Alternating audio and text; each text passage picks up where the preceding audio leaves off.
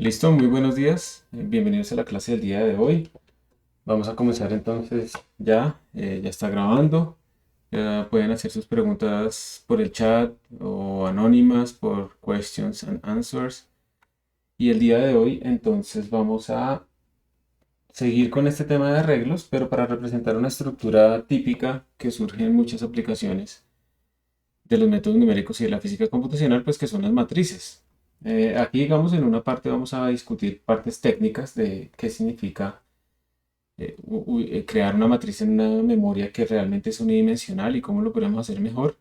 Y pues esto nos está abriendo a nosotros un nuevo campo que vamos a entrar ahorita, que es hablar de las matrices y hablar de librerías numéricas para hacer ese tipo de análisis, porque realmente vamos a aprender también que nosotros en general no deberíamos utilizar, por ejemplo, digamos, implementar absolutamente todos los algoritmos manualmente, todos los algoritmos relacionados con álgebra lineal, sino que deberíamos utilizar matrices y librerías, perdón, librerías numéricas diseñadas para eso, por muchos detalles, muchísimos, que vamos a ir discutiendo poco a poco.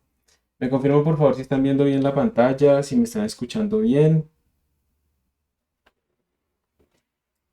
Sí, señor. Listo, perfecto. Entonces, yo pues les cuento que yo hice un cambio también aquí un poco en las lecture notes y eliminé completamente un contenido que tenía antiguo sobre los arreglos primitivos y los punteros y esas cosas. Es una apuesta de tratar de modernizar un poco el curso.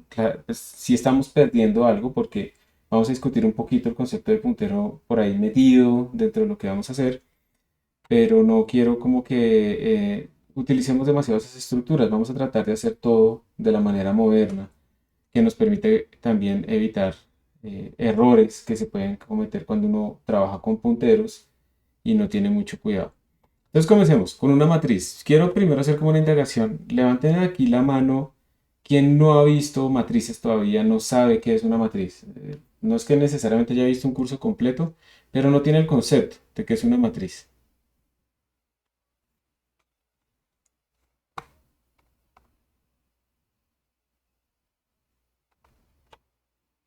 Bueno, parece que todos tienen el concepto, ¿cierto? De la matriz, de todas maneras lo abro acá, como un arreglo cuadrado de números. Eso es lo que nosotros vamos a utilizar el día de hoy. Es un arreglo cuadrado de números.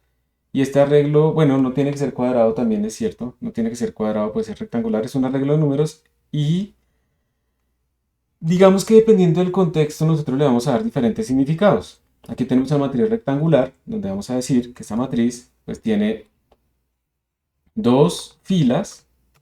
Las filas son las horizontales. Vamos a ponerle rows. Y tenemos tres columnas. Eso es lo que tenemos nosotros acá con esta matriz.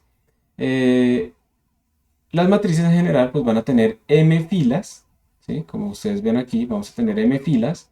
Y vamos a tener n columnas. Son cuadradas cuando pues m es igual a n. Y vamos a referirnos a los elementos internos de nuestra matriz utilizando índices. Entonces, por ejemplo, en este caso, nosotros tenemos, vamos a agregar un poquito acá. En este caso, nosotros tenemos que el primer elemento, esto depende de cómo ustedes quieran pintar la matriz, puede ser que el primero esté acá o el primero esté acá, no importa. Pues el primer elemento va a tener un índice que nos indica la fila y después la columna. Entonces, por ejemplo, aquí estamos en un elemento que está en la tercera fila y está en la segunda columna. Tengan cuidado porque aquí es donde viene la diferencia entre varios lenguajes de programación. En C, C++, Python, los índices empiezan en cero, pero en otros lenguajes, por ejemplo como Fortran, como MATLAB, los índices empiezan en uno. Y hay que tener pues presente eso cuando uno está trabajando en varios lenguajes de programación. Entonces, para nuestro caso, este elemento no tendría el índice 1,1, sino 0,0. Bien, entonces esto es la forma en la que uno indexa estas matrices. Si yo quiero acceder al elemento en la, digamos en lo que estoy diciendo, en nuestra segunda fila y tercera columna, digamos que con esta notación que están escribiendo acá, segunda fila y tercera columna sería A sub, lo vamos a poner así como en qué, como en LaTeX, sub 2,3. Pero cuando los índices empiezan en cero, pues sería A sub 1,2, porque empezamos desde cero, ¿sí? Entonces, tenga cuidado con eso, con lo del índice, pues como lo vamos a hacer nosotros aquí todo el tiempo, pues nos vamos a familiarizar y no va a haber problema. Pero tenga cuidado cuando, por ejemplo, busquen información, los índices empiezan en 1,1, pero ustedes realmente están utilizando el lenguaje en donde empiezan en 0,0. Creo que hay una preguntita en Questions and Answers, vamos a mirar. Dice Sergio, profe, ¿tener una matriz rectangular no nos supondría algún problema para algunas operaciones? Sí, o sea, tú no puedes utilizar matrices rectangulares para operaciones que no estén definidas con esas matrices, ¿sí? Entonces, por ejemplo, cuando tú tienes una matriz así como esta, que sería una matriz de 2 por 3, pues no la puedes multiplicar con cualquier matriz. Tienes que multiplicarla por una matriz que sería 3 por 2, por ejemplo. Entonces empiezan a aparecer restricciones, pero es muy normal que esto suceda. Estas matrices, dependiendo del contexto, pues representan conexiones, representan variables, representan fuerzas, representan elongaciones. O sea, la aplicación de las matrices es universal. Pero nosotros, pues en general vamos a poder utilizar matrices rectangulares, pero como tú dices, las operaciones pues no son las mismas, no son exactamente las mismas que para las operaciones que podemos hacer con las matrices cuadradas, ¿sí? Y hay que tener cuidado con eso. Cuando yo transpongo una matriz cuadrada, una matriz de 4 por 4 me va a dar una matriz de 4 por 4. Pero si transpongo una matriz de 2 por 3 pues me va a dar una matriz de 3 por 2. Entonces ahí es donde tenemos que tener cuidado con eso y siempre pues en general es bueno pensar en esas dos dimensiones como algo diferente. ¿Sí? ¿Listo? Sí. Una pregunta. En Sí. el, o sea, ya, gracias. Listo. Está, ay, ¿qué era lo que te iba a preguntar? Cuando, digamos, se quisiera hacer por teoría de perturbaciones en algunas de las matrices que no nos queden, Se te fue el sonido. Te apagaste el micrófono. Estabas diciendo que unas matrices que no nos queden y se apagó. ah, perdón, Ya, tranquilo. en el caso cuando ya se están trabajando con teoría de perturbaciones, ahí en este caso toca derivar las matrices. ¿Ahí Ujú. habría algún problema con que fuera rectangular al implementar el algoritmo o no? Depende de cómo definas la derivación de una matriz. Si tú la defines como la derivación de una matriz, como derivar cada uno de sus componentes, no pasa nada. Pero si la defines como una operación entre varias matrices, ahí tendrás que tener cuidado. Si, por ejemplo, como dicen aquí en el chat, como Pablo, hay alguna operación definida en términos de un determinante, pues tú no vas a poder hacerla en una matriz que sea Ah, rectangular. ok, listo. Pero depende de la Ok, definición. ¿Listo? Por ok, ejemplo, listo. a veces uno ve exponenciales de matrices. Y resulta que esa exponencial de esa matriz realmente es la exponencial de los elementos o de los valores propios. Cosas de ese estilo. Por ejemplo, cuando uno va a hacer problemas de valores propios, pues va a calcular determinantes, entonces eso no está definido para matrices rectangulares. Entonces depende, o sea, en el fondo lo que estás diciendo es muy correcto y es, yo tengo que tener cuidado con las operaciones que definan mis matrices, porque no necesariamente van a poder ser aplicables. Y más aún, así sean cuadradas, hay rangos, pues, digamos, hay como áreas en la física o en la matemática en donde las matrices, por ejemplo, no conmutan. A por B no es igual a B por A. Y uno tiene que tener en cuenta ese tipo de situaciones. Por ejemplo, las matrices de rotación en tres dimensiones no son conmutativas. Entonces uno hace tres Sí, rotaciones, ¿cierto? ¿Sí, sí lo han visto o no? sí, porque precisamente tenía esa duda, porque es que ayer estaba, yo estoy viendo una película y pues el profe nos dijo que para implementar una matriz de rotación, que después teníamos que derivarla, y pues es una matriz de rotación en tres dimensiones. Entonces esa era la duda que yo tenía, que Ah, si podía afectar en algún momento hacer el código para hacer eso más sí, práctico. toca ver cómo lo definen. A veces uno como profesor asume que ustedes saben eso, pero es como por ejemplo cuando uno tiene dos opciones cuando le enseñan el producto punto. Y si le enseñan a uno el producto punto, simplemente como coger los dos vectores y multiplicación de las primeras componentes más multiplicación de las segundas componentes y ya, pues uno aprendió ese producto punto. Pero si uno lo ve de otra forma en la que le dicen, no, es que un producto punto debe satisfacer estas propiedades y le enseñan no el cómo es un producto punto, o sea, la operación, sino cuáles son las propiedades que cumple el producto punto, entonces uno empieza a descubrir que aparecen muchos productos puntos que cumplen esas propiedades métricas. Entonces ahí de pronto sí es bueno aclarar, porque digamos, si tu matriz de rotación, si la representan no con cuaterniones, sino que la representan con los ángulos de Euler o algo así, Una primera pregunta importante es ¿cuál es la convención que se utiliza en estos ángulos de Euler? Pues fue algo que yo nunca aprendí y descubrí a las malas cuando estaba haciendo rotaciones en mis simulaciones, que uno debe definir sobre qué eje va a ser las rotaciones. Los ángulos de Euler dependen del eje que uno escoja como de rotación. Entonces la primera es la convención de cuál es el eje alrededor del cual se va a rotar. Y la segunda es, pues, tu matriz de rotación finalmente va a tener un parámetro teta ahí metido, que es el ángulo que vas a mover, ¿cierto? Entonces probablemente tu derivación va a ser respecto a ese teta. O sea, el respecto a quién te indica más o menos cómo podrías hacer la operación.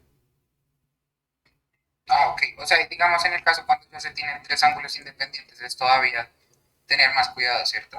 Sí, pero pues ya sería una generalización, pero sí, tendrías que saber respecto a qué estás haciéndolo. Muchas veces en ese tipo de aplicaciones pues se mantienen constantes dos cosas y derivas solo respecto a uno porque quieres ver como la traslación, la sensibilidad que se conserva cuando cambio algo, pero que en el fondo es una derivada parcial, ¿cierto? Ah, listo, dale. Gracias, bro. Listo, con gusto. Entonces, vamos, digamos, a querer representar estos problemas. Como les digo, hay muchas cosas que uno tiene que tener en cuenta cuando va a trabajar con matrices en el computador. Y pues la idea es que hoy vamos a ver algunos de esos detalles de cómo las representamos, aprender una técnica para asegurarnos de que se cumpla cierta condición que computacionalmente es muy útil. Y después de eso, pues vamos a en otras clases aprender a utilizar matrices ya, digamos que utilizando librerías para resolver problemas más grandes, porque vamos a ver que cuando nosotros hagamos todo esto a mano, pues va a ser fácil, pero no va a ser eficiente. Y dependiendo de cómo accedamos a la memoria, nosotros vamos a poder hacer un programa que hace una transpuesta. Y si lo hacemos el for de una manera, bueno, los for de una manera o lo hacemos de otra, el mismo programa que al final retorna exactamente lo mismo, se puede demorar uno 1000 veces más que el otro porque uno no tuvo cuidado con la forma que utilizó esos recursos, cómo trabajó con la memoria en el computador. Entonces, por esa razón, esto es útil, esto es una de las cosas en las que uno en C++ aprende cómo funcionan las máquinas por debajo, y luego cuando va a Python y otros lenguajes, pues uno tiene una idea mejor de cómo funcionan las máquinas y también utiliza ya mejor esos lenguajes. Cuando uno solo utiliza una librería desde el inicio y ya, pues uno no, pues el computador sigue siendo una caja negra, que debe ser hasta cierto punto, ¿no? Uno no va a ponerse a hablar de, entonces cuando ustedes se declaran una matriz, se lanza un electrón desde la batería del computador, y bueno, eso tampoco, ¿sí?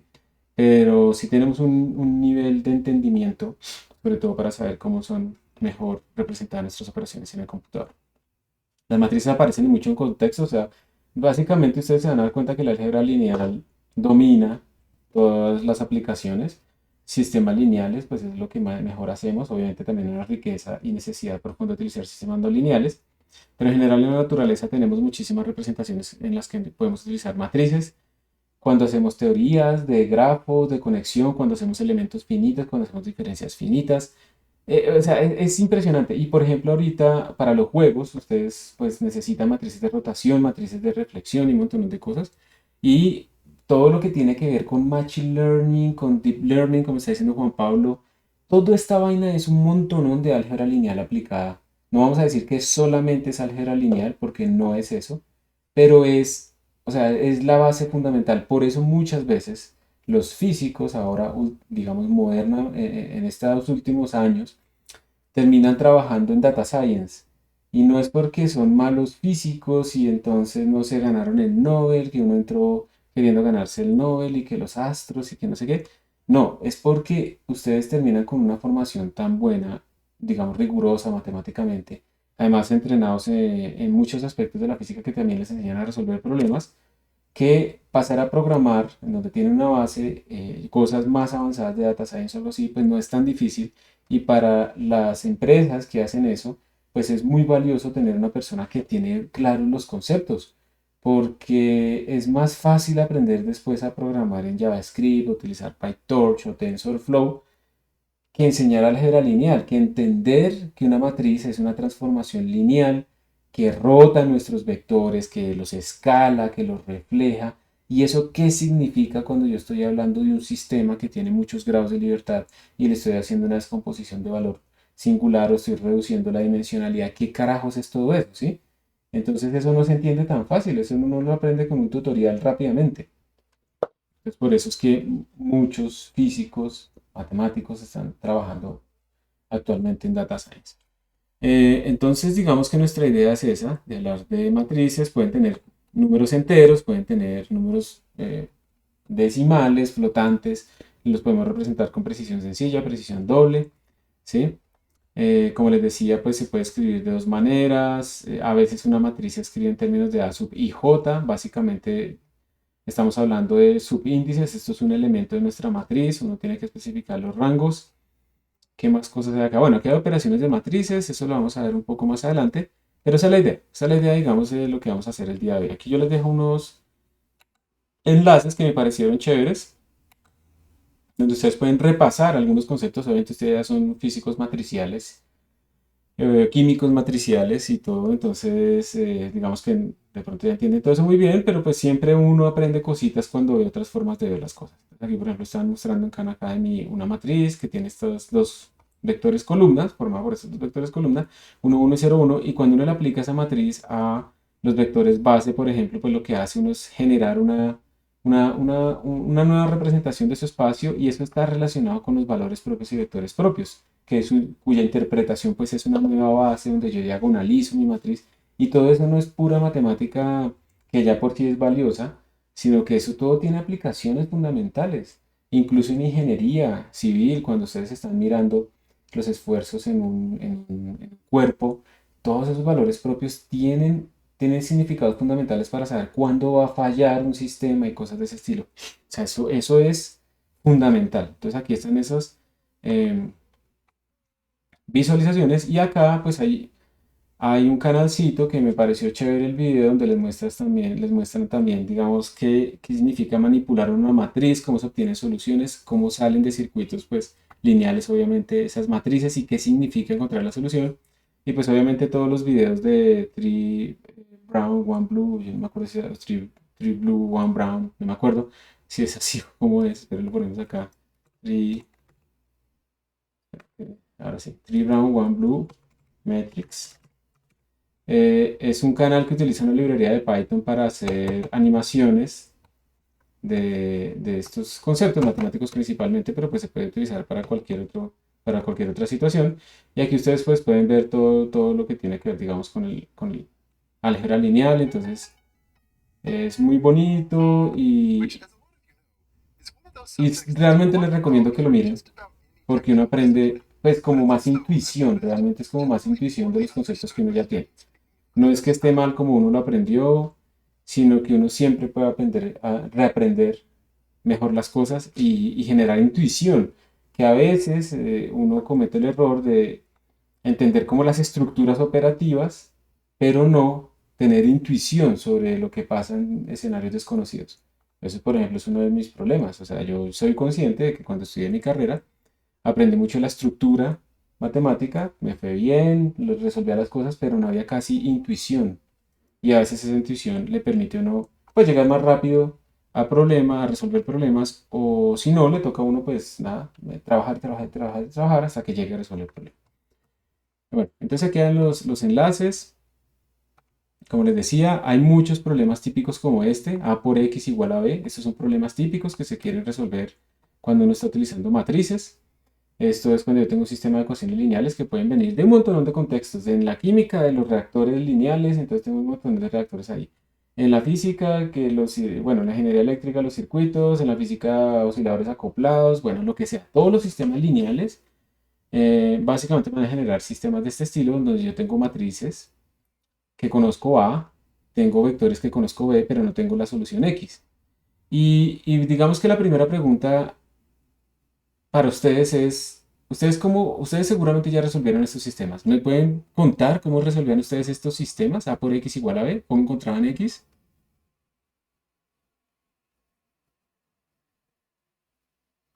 Pues por medio de operaciones con matrices como multiplicar ambos lados de la ecuación y usando pues propiedades se podía despejar. Muy bien, o sea, básicamente como que si uno tenía el problema así, eh, A por X igual a B, donde estos son vectores y A es una matriz, entonces yo podría decir, bueno, pues la solución de eso es multiplicar ambos lados por la inversa, ¿sí o no? Sí, algo así, Paul. Sí, profe, sí, señor, exactamente así. Esto por B, y entonces pues la solución, como se supone que este manda la identidad, porque esa es la definición de la inversa, entonces yo tendría que X, pues es muy sencillo como A a la menos uno por B. Vamos bien. ¿Y cómo calculan entonces ustedes A a la menos uno? ¿Cómo les enseñaron?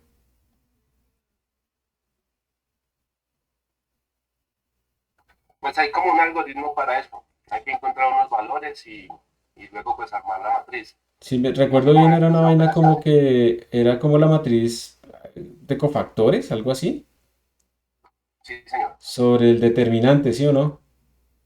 Sí, profe. Eso. Entonces, por ejemplo, pues esto es lo que uno hace, entonces lo entrenaban a uno haciendo matrices de 2 por 2 o matrices de 3 por 3, ¿cierto? Y en el parcial entonces le sacan la matriz de 4 por 4, porque los profesores son así malos, ¿cierto? Ahí sí ya Entonces, uno, señor, que ahí sí ya uno pues, queda perdido. con muchas cuentas por hacer. Precisamente, muy bien. Y eso es lo que sucede y uno lo siente.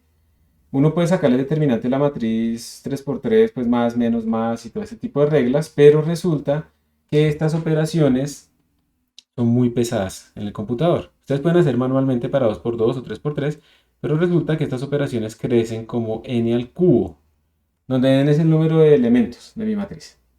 ¿Y eso qué problema implica? Implica, y además el número de accesos de memoria también es otra cosa. Eso implica, por ejemplo, que si, no sé, una simulación se me estaba a mí demorando, qué sé yo, un segundo, ¿sí? Cuando yo multiplique, digamos, quiero tener más resolución, 10 veces más resolución, entonces voy a multiplicar por 10 todo mi número de elementos, entonces el tiempo va a crecer ahora como se va a volver 10, bueno, 1000 segundos. Entonces pasamos de un segundo más o menos a 20 minutos, más o menos, aproximadamente. Que eso es bastante. O si, para que ustedes lo vean más claro, a veces uno se pierde un poco así. Si lo ponemos que esto antes se demoraba un día, ahora se me va a demorar 1000 días. Y ya no me gradúo, ¿sí? O sea, el problema es que esto escala mucho y es porque en cierta manera estamos buscando más información que es la inversa de lo que necesitamos. Yo no necesito la inversa. Entonces hay algoritmos diseñados para resolver este sistema sin calcular la inversa. Por ejemplo, de Gauss-Jordan, descomposición LU, descomposición QR, y todo depende de la matriz. Porque es que resulta que ustedes en la práctica no van a tener matrices necesariamente tan chiquitas. Van a tener matrices gigantes de 10.000 por 10.000. Y ahí vamos a sufrir un montón. Esto es uno de los primeros aspectos que uno tiene que tener en cuenta cuando está trabajando con matrices en el computador, el escalamiento de esas operaciones.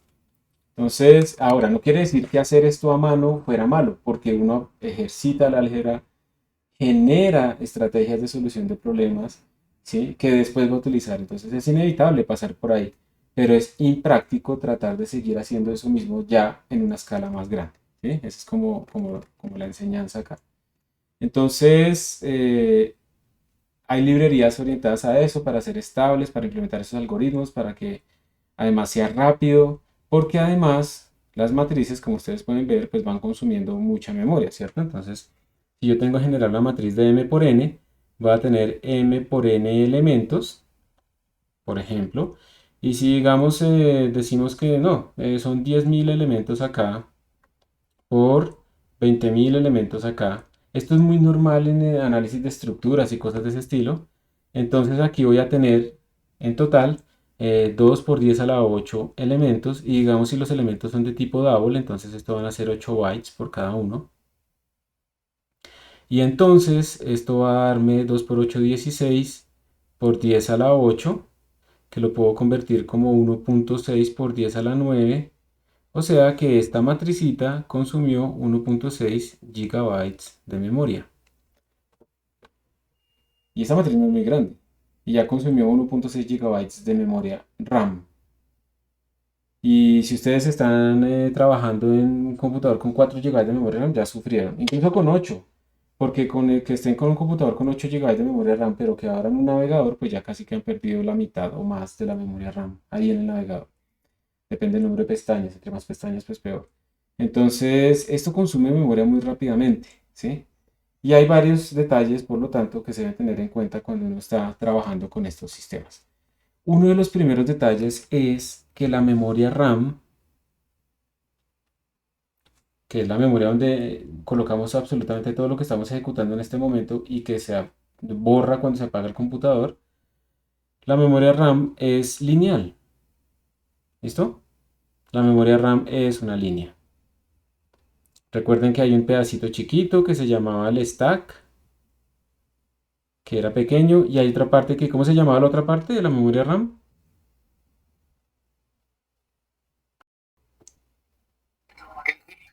Heap, muchas gracias. El heap, que es donde idealmente colocamos nuestros arreglos. Pero la memoria RAM es lineal, entonces, a ver, si yo tengo una matriz bidimensional, por ejemplo, A00, A01, A10 y A11, y digamos que esa matriz, cuando yo la creé, empieza acá en este punto, ¿sí? Aquí es donde empiezan a aparecer. Entonces, uno diría, bueno, el primer elemento pues va a ser A00, ¿listo? Eso es lo que uno tiene. Bueno, obviamente el primero va el primero.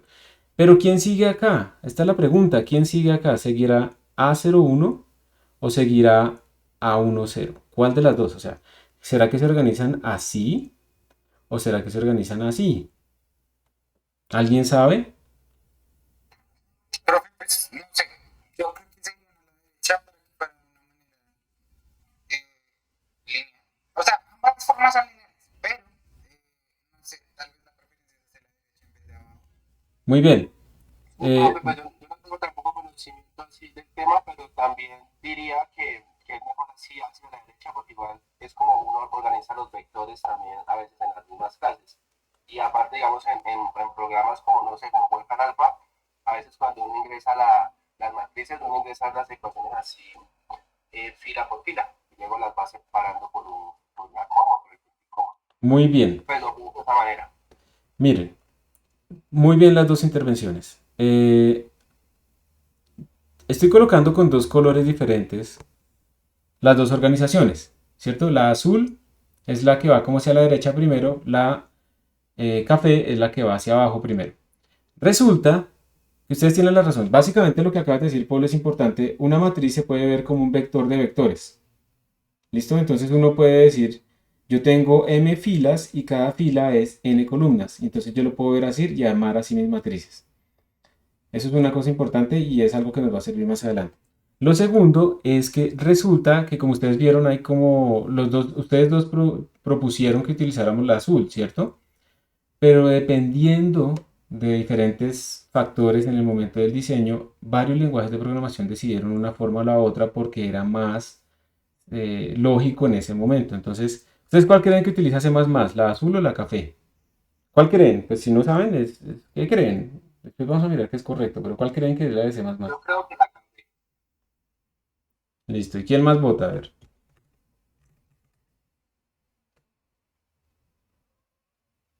Ya te respondo eso, Juan Pablo. Listo. Pues no. C++ utiliza la azul. C, C++, Python utilizan la azul. Esa se llama, la azul se llama row major. Básicamente es porque las columnas, perdón, las filas, pues son el índice más grande posible, el índice, digamos, que va a variar menos rápido y es la forma en la que vamos a ver estas columnas. Entonces, lo que va a hacer C++ Python es coger estas dos y luego pegarle estas dos a la derecha. Eso es lo que hace C++ o Python. ¿Qué lenguajes hacen la otra? Esto lo hace, por ejemplo, Fortran. Creo que MATLAB también, no estoy seguro. Lo escribí mal.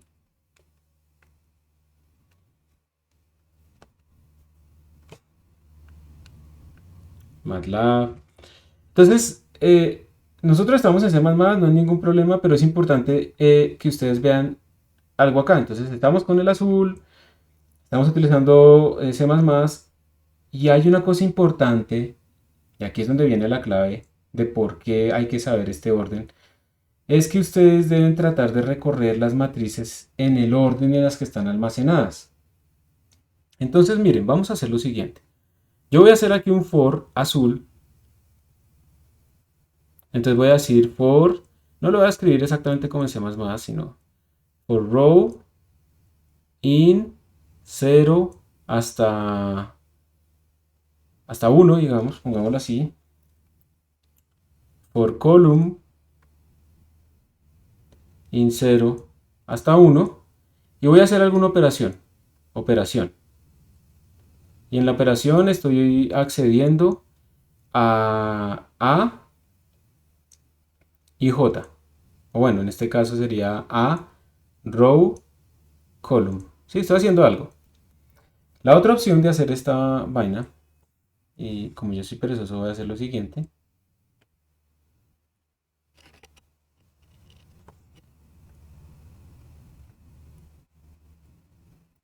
Es hacerlo así, pero voy a hacer aún otra cosa acá.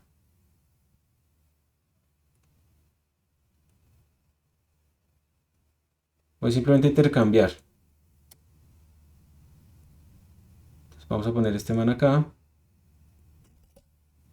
Espérense que se me perdió esta. Y la ponemos acá. Me quedó faltando el 1, ¿no? 0,1, listo. Ambas formas de escribir el for recorren mi matriz de forma completa y hacen la misma operación. Pero resulta que idealmente ustedes deberían tratar de acceder los elementos de la forma más contigua posible. Entonces, de esas dos opciones, ¿cuál creen ustedes que es la que accede al elemento de la forma más contigua posible? ¿Opción 1 o la opción 2? La opción 1, profe, porque el for arranca primero en una fila y va recorriendo pues cada columna, como cada posición De hacia la acuerdo, derecha. De la derecha. de Mientras acuerdo. que la posición 2 va recorriendo como las columnas primero, pues obviamente tendría que como que saltar de la memoria y, bueno, no sé bien cómo funciona eso, pero en ese momento entiendo como que pues la memoria es lineal, entonces si hay un elemento que está más lejos, pues ella tiene que pasar por todos esos elementos hasta llegar allá y pues come más tiempo, come más operaciones que no necesitamos. Muy bien, excelente. Lo voy a mostrar acá. Esta primera fija la fila en 0 y varía las columnas. Entonces primero sacaría A0, la fijo en 0 y varía las columnas. Entonces sacaría A0, 0 y A0, 1. Luego vuelve, cambia la fila, daría A1 y varía las columnas. A1, 0 y A1, 1. Entonces lo sacó exactamente como estamos en la memoria. Mientras que esta otra, lo que hace primero es fijar la columna, entonces la fija en 0 y varía la fila. Entonces el primer elemento que saldría sería A0, 0, pero el otro elemento que saldría sería A1, 0. Luego cambia la columna, entonces 1 y 1, y luego esto sería 0 y 0. Entonces, como pueden darse cuenta, en esta segunda forma el paso de A0, 0 a A1, 0 no fue contiguo. Y luego pasó de A1, 0 a A0, 1, y luego de A0, 1 pasó a A1, 1. Para una matriz tan chiquita no importa, pero cuando ustedes tengan matrices más grandes, cuyos bloques son así, digamos, todo esto ya es gigante, ¿listo? Resulta que, ¿por qué esto es importante? Esto se llama localidad de caché. Imagínense que allá está la memoria RAM, imagínense que aquí está su procesador, está la CPU, ¿listo? Y la CPU tiene unos pedacitos de memoria chiquititos, pero muy rápidos, que se llaman las memorias de caché de nivel 1, de caché de nivel 2, ¿sí? Y hay unas de nivel 3 compartidas y cosas de ese estilo. Pero vamos a quedarnos con la memoria de nivel 1. Un procesador solamente puede procesar lo que esté ahí cerca, ¿sí? Entonces, cuando ustedes están haciendo una operación con una matriz, ustedes le están diciendo, vaya, cójame, yo tengo un arreglo en memoria, digamos que esto es esta línea, este es mi arreglo. Y ustedes le dicen, por favor, coja el primer elemento de mi arreglo y hágale tal cosa, o súmelo con el siguiente, lo que sea. Entonces lo que hace el computador realmente es ir y coger algo que se llama la página de caché, digamos que sean estos tres elementos, y se la trae y la pone acá. ¿Por qué no trae todo? Pues porque no cabe. La memoria de caché es muy rápida, pero es muy pequeñita, uno gana y pierde. Entonces él pone aquí los elementos. Entonces la CPU accede al primero porque está en la caché, bien. Accede al segundo porque está en la caché, bien. Accede al tercero porque está en la caché. Y cuando va a acceder al cuarto, no lo ve. Entonces vuelve a la memoria RAM y se trae, pongamos otro color, se trae otra página de la caché. ¿Listo? Entonces, con eso, digamos que uno sigue operando. Solamente una vez tuvo que ir, solamente hubo un miss de caché que le tocó ir otra vez a la RAM y puede seguir operando con los otros elementos. Entonces, bien, bien, bien, bien. ¿Qué pasa si yo accedo de forma desordenada? Yo me traigo mi memoria de caché, pero si yo estoy accediendo así y luego de aquí vengo acá y luego de acá vengo acá y así sucesivamente, todo el tiempo tengo que descartar lo que yo tenía en la caché y volver a la RAM y volverlo a traer. Digamos, si el tiempo que yo me demoro acá es de un segundo, que eso es mucho menos realmente, es de nanosegundos, lo que se demora en coger un dato de la caché y meterlo en la CPU y operarlo, más o menos acá la escala es como de 10 a la 3, la diferencia. Y eso que la RAM es rápida. Peor aún sería si los datos estuvieran en un disco duro. Entonces, esta es la justificación de por qué la localidad de memoria es importante. Por qué acceder de forma contigua a los datos es importante. Y por qué en principio que estén contiguos los datos es importante. Porque si mis datos no están contiguos, pues yo no tengo forma de acceder de forma contigua. Por eso es que nosotros utilizamos vector o array. Sí, pero principalmente vector, porque está garantizada la continuidad de memoria. Pero si nosotros no lo recorremos de forma contigua, pues nos tiramos absolutamente todo. ¿Hay alguna pregunta hasta acá?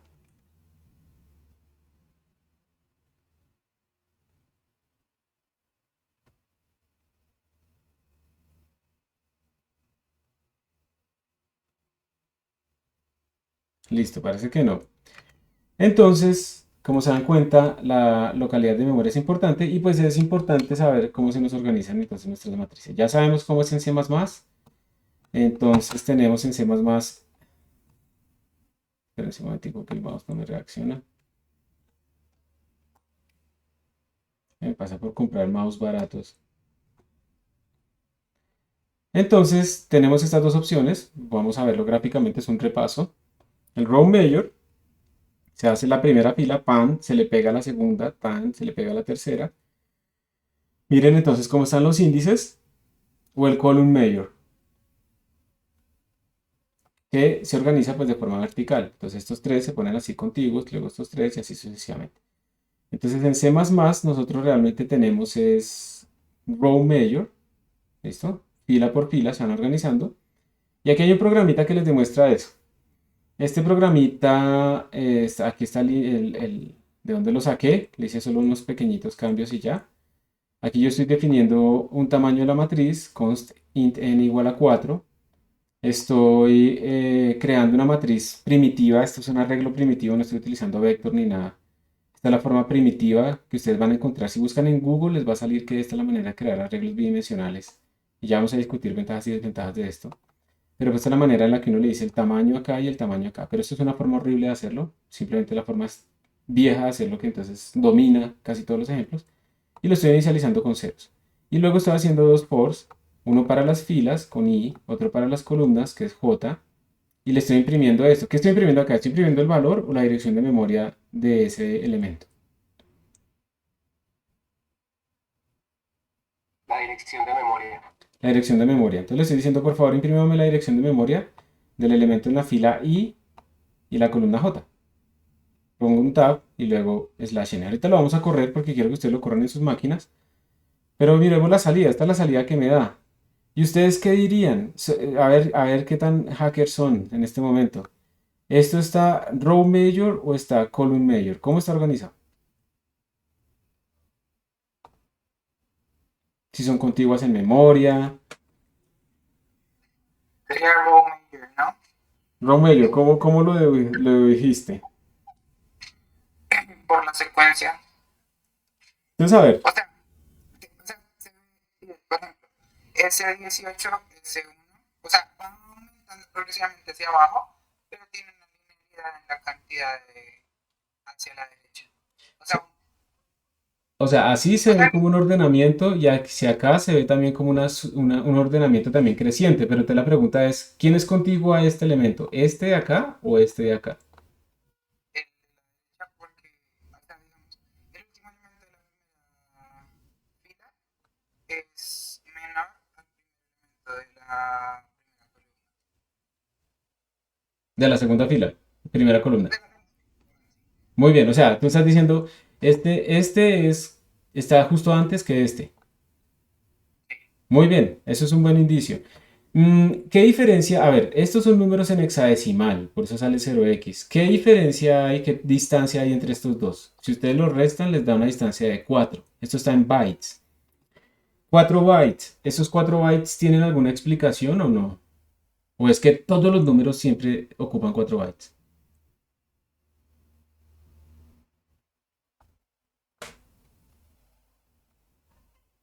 Miren el tipo de datos del arreglo.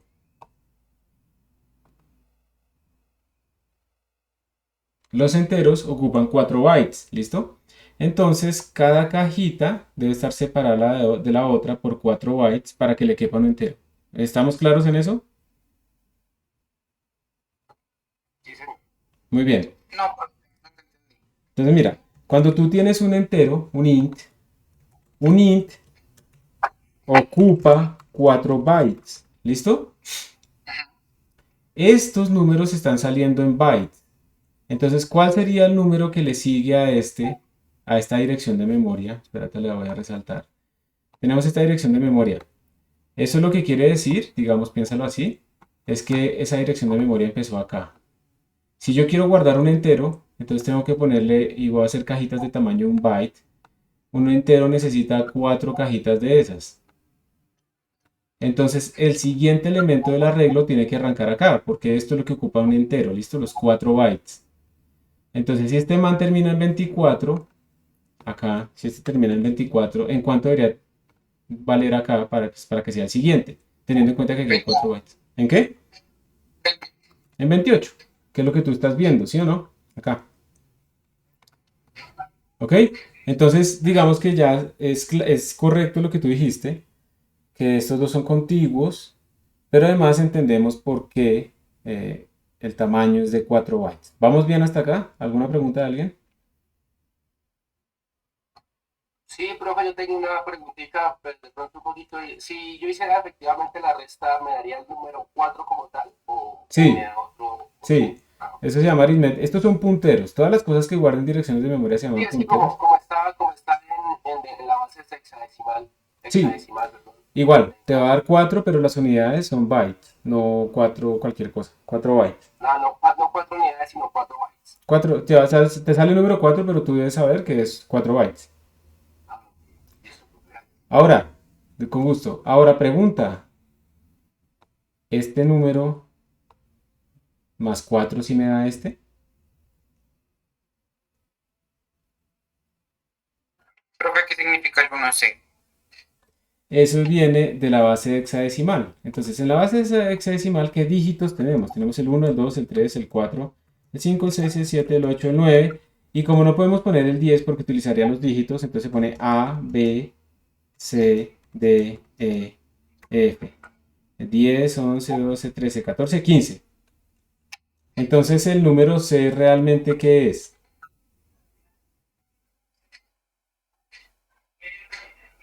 12. El 12. ¿Listo? 8 más 4, ¿cuánto es? 12. 12. Muy bien. Entonces, efectivamente, 8 más 4 me da 12, o sea, la C. 12 más 4, ¿cuánto es?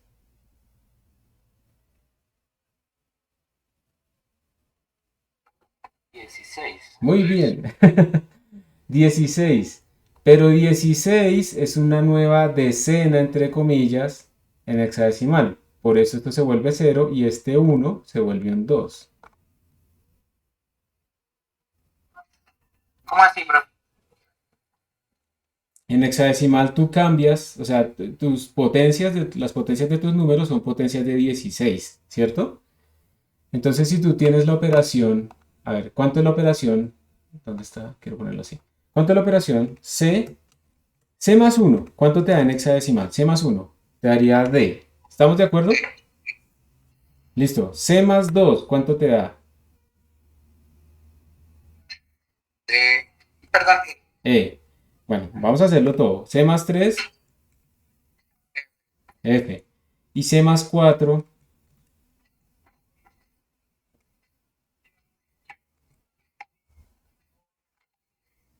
C más 4 es 16, ¿sí o no? sí. O sea, 16 a la uno, o sea, te daría este número. Porque recuerda que cuando uno tiene los sistemas de números, uno dice que este primero es la base a la cero y esta vaina es la base a la uno. Y como la base es 16, esta es la forma de representar 16 en base 16. Ok. ¿Qué número sería este? Vamos a escribir. ¿Qué número sería este? En base 16. Si lo pasamos a base 10, ¿qué número es este?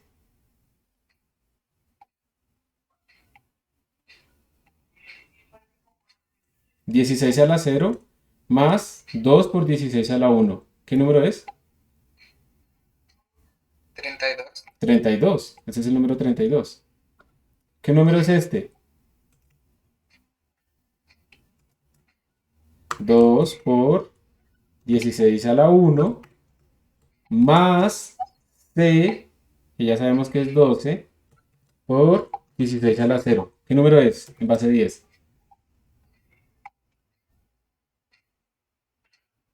48. 32 más 12 te daría 44. Sí, sí, sí. No, es que le sumé 16 y no 12. Sí, esto es 12 por uno básicamente, ¿no? Sí, ahora sí, sí queda más claro.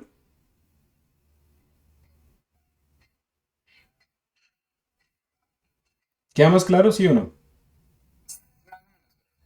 Pues es otra base, ¿no? Pero entonces por eso, cuando nosotros cogemos y sumamos a C, que es 12, le sumamos 4, pues esto nos da una decena en base 16. Y por eso este uno que tenemos acá, se nos vuelve un 2 y este man queda en 0. Igual aquí, digamos, el punto no es aprender a manejar base 16, pero la idea es que sí estamos viendo que son contiguos. Entonces, ¿queda claro que son contiguos y que están organizados hacia la derecha, sí o no? Sí, señor. Listo. Y entonces, pues aquí digamos que pues queda la demostración pues de eso. Vamos a ver si hay alguna pregunta extra, de pronto una pregunta anónima.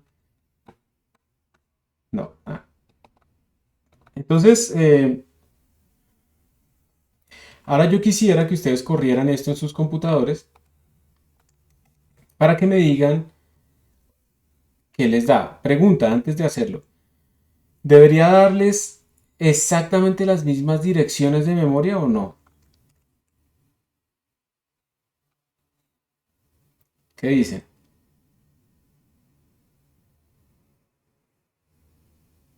¿Cómo, profe, podría repetir la pregunta, por Sí, favor? ya les copié el código en el chat. La idea es que ustedes Sí, lo aquí lo corran en estoy sus viendo. máquinas. Cuando ustedes lo ejecuten, ¿les tiene que dar exactamente estas mismas direcciones de memoria o lo que les tiene que dar igual es que sean contiguos cada cuatro? Que sean contiguos, profe, porque de todas maneras la memoria pues ya habrá sido usada pues en otras cosas. De todas maneras no todas las computadoras tienen los mismos archivos. Exactamente, muy bien. Entonces ejecútenlo ustedes, por favor, y me cuentan más o menos qué salida están obteniendo. Y si se cumple que sean contiguos o si solamente es en mi computador que eso está pasando.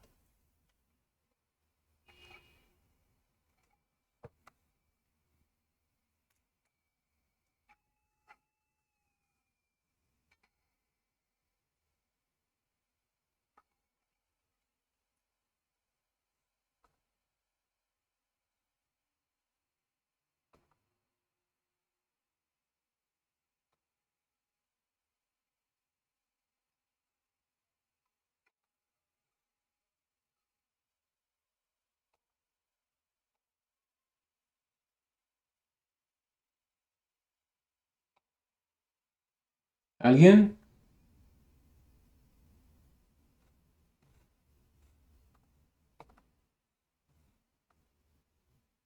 Profe, toca ejecutarlo necesariamente, digamos, desde el computador, ¿cierto? O sea, el compiler no va a funcionar. Sí, también te va a funcionar. Y lo coloqué acá, pero me parece que cargando, entonces debe ser como error de la página. Ya lo voy Bueno, a reiniciar. iremos a ver. Voy a meterme en este, ¿dices en este? Sí, profe, en ese justamente estoy. Listo, ya lo copié, le selecciono aquí C++ 17 porque somos millennials, modernos, y le voy a dar run. No lo voy a debuguear, sino le voy a dar run. Normal conversion from double to int. Ah, claro, ya no lo puedo inicializar con 0.0, hay que ponerle 0. Entonces vamos a darle run again, y ahí están, ahí me salió. Debe ser que te falló temporalmente. Ok, ya estoy aquí revisando. Listo. Y aquí pueden ver, pues en mi caso de nuevo, tengo otro tipo de puntero más grande, pero miren que 0, 4, 8, 12, 16, por eso aumentó de la a B, 4, 8, 12, 16, 4, 8, y ahí está la continuidad de memoria. Sí, profe, ya me funcionó, ya me apareció las direcciones, efectivamente son diferentes. Pero esas, profe, esas direcciones son aquí localmente de la RAM del computador donde yo lo estoy usando o es allá de la máquina donde opera aquí el GD online. Eso es allá en el online GDB, es de la máquina virtual que te están permitiendo utilizar. Like. Listo. Bueno, preguntas. Frenenme con preguntas.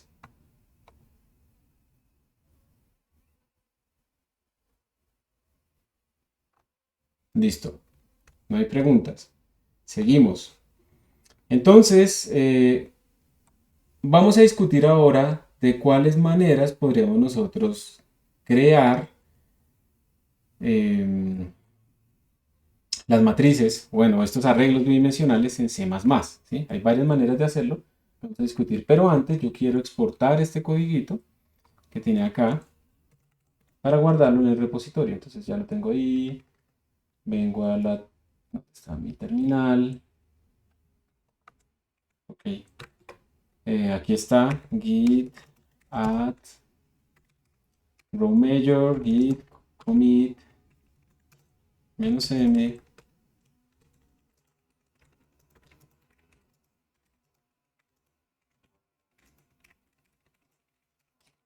y C++. Por si acaso, pues yo no lo compilé, no te lo voy a compilar acá. Row major. Tengo ese pequeño error, tengo que corregirlo. Entonces le quito acá.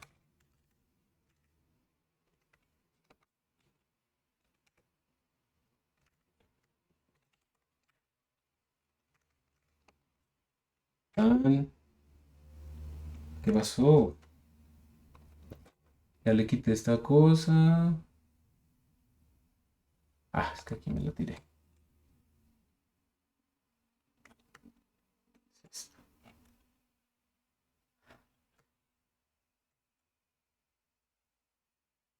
Espera que hice algo aquí malo. Ya. Este teclado es tan malo que si yo escribo muy rápido, se daña. Lo voy a ejecutar para que ustedes vean que efectivamente me salen. Miren que salen en otras direcciones, pero sigue siendo contiguo en memoria, como hemos dicho. Y si ustedes le cambian el tipo de datos, pues también van a darse cuenta. Va a ocupar más, obviamente, pero, o menos, dependiendo del tipo de datos, pero van a ser contiguos en memoria. Y eso es algo que viene de construcción desde el principio. Se buscó hacer algo de ese estilo.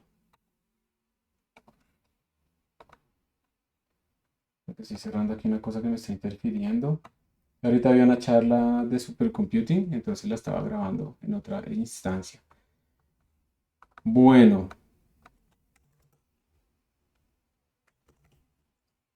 y that from major again.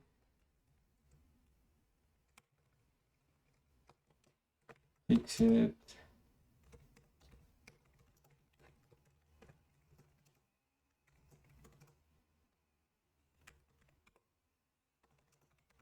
Listo, ya quedó. Entonces volvamos acá. Como les decía, hay varias maneras de declarar estos arreglos en C++.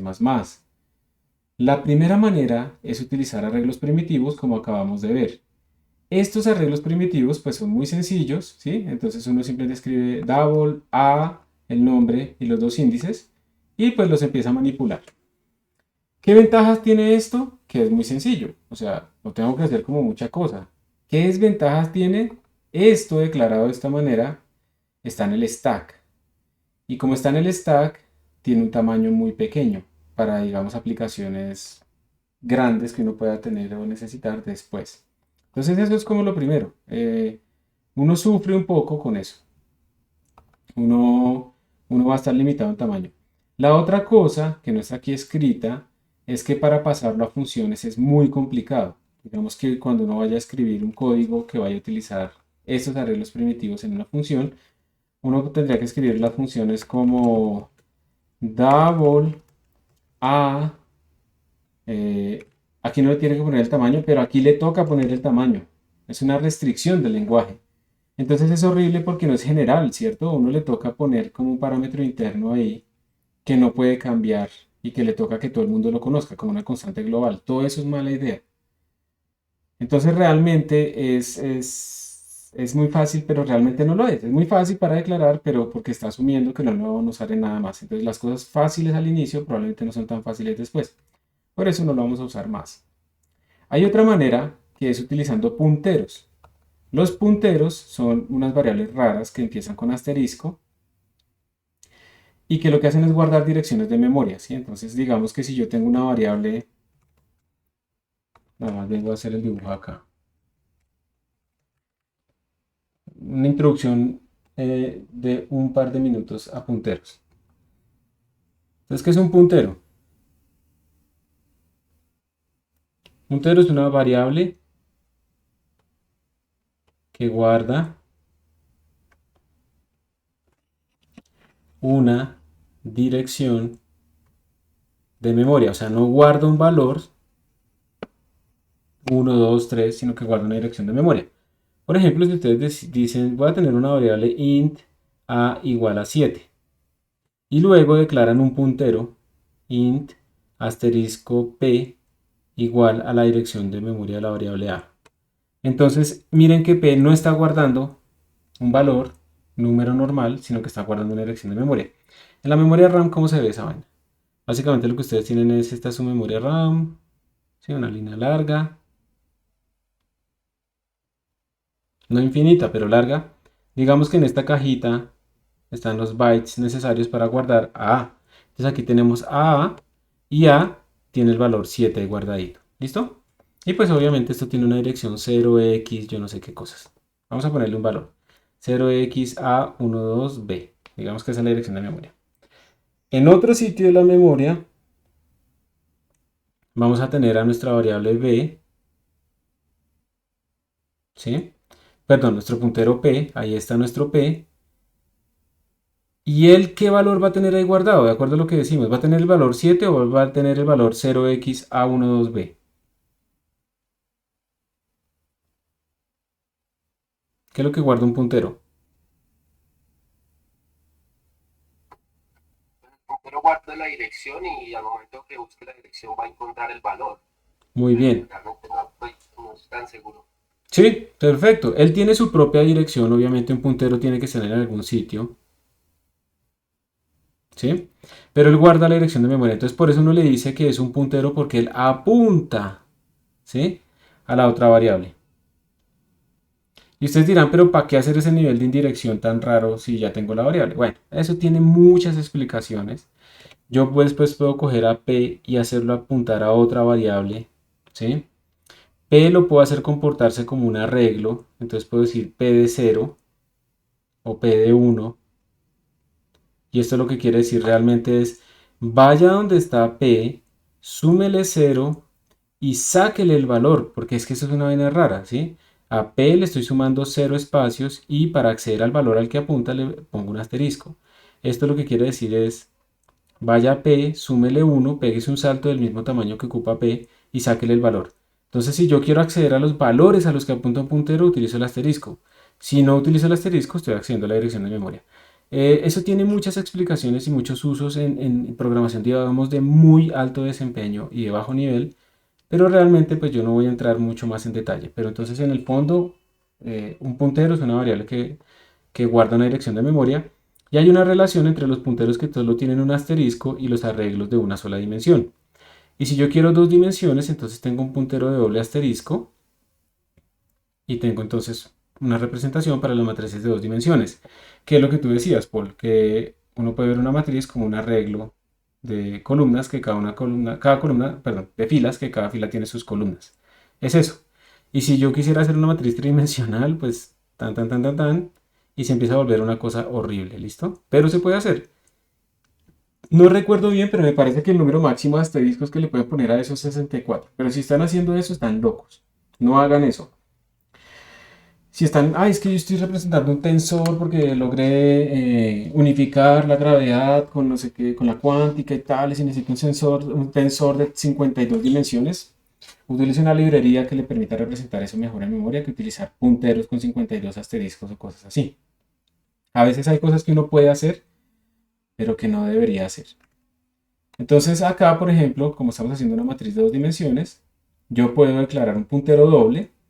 Y lo que hago es primero pedirle las m filas. Esta es la sintaxis, una cosa que se llama el operator new. Con eso yo estoy pidiendo memoria. El puntero es una cosita de chiquita que apunta a un punto en la dirección de memoria ya. Cuando yo hago este new double no sé qué, le estoy diciendo que me cree un bloque grueso, ¿sí?, de tamaño m.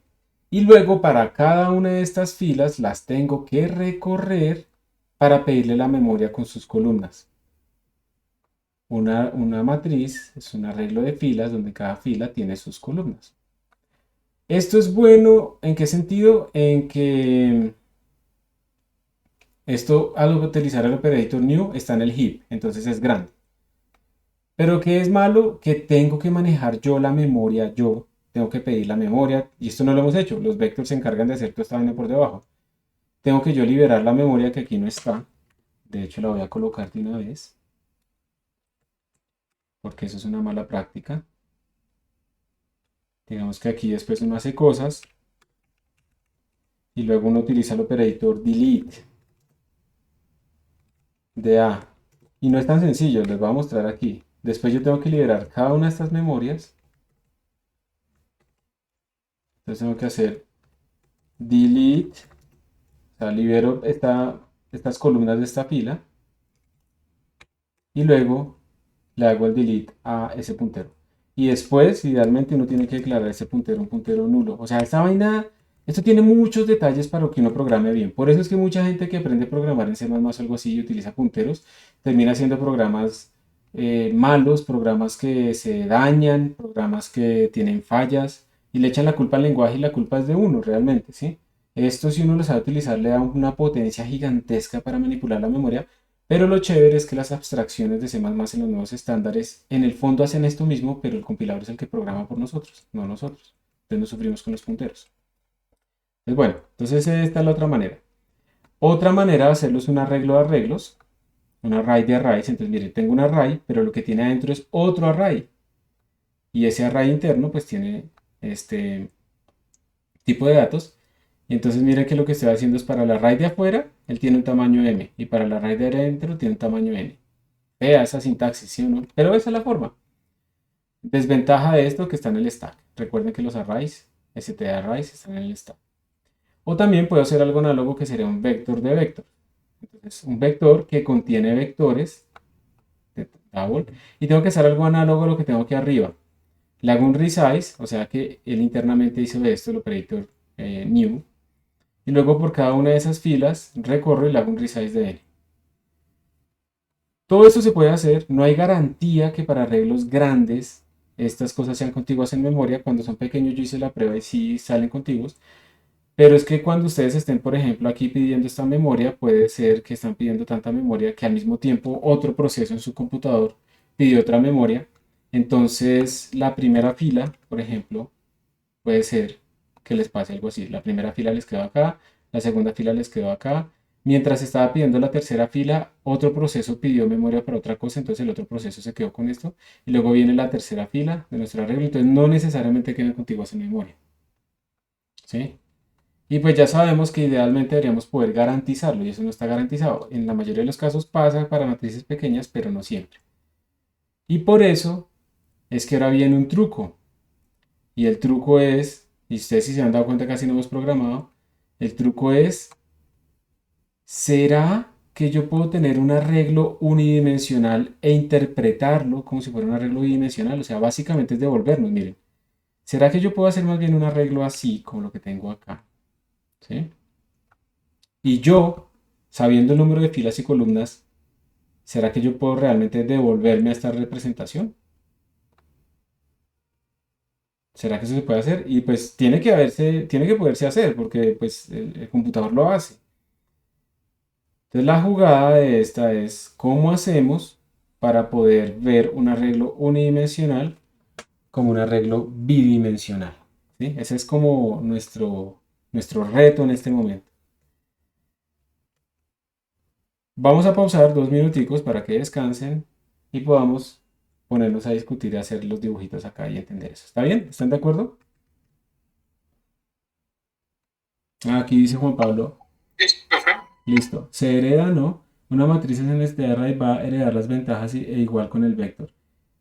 Supongo que te refieres a que no sea contiguo de memoria. Sí, pero la ventaja con el vector es que el vector se encarga de hacer el manejo de la memoria, o sea, la libera automáticamente y todo eso. No tenemos nosotros que hacer el delete y nada de esas vainas. Entonces, algunos problemas se conservan y otros no. Listo, 2 minuticos, nos vemos a las y 13 y 14 aproximadamente.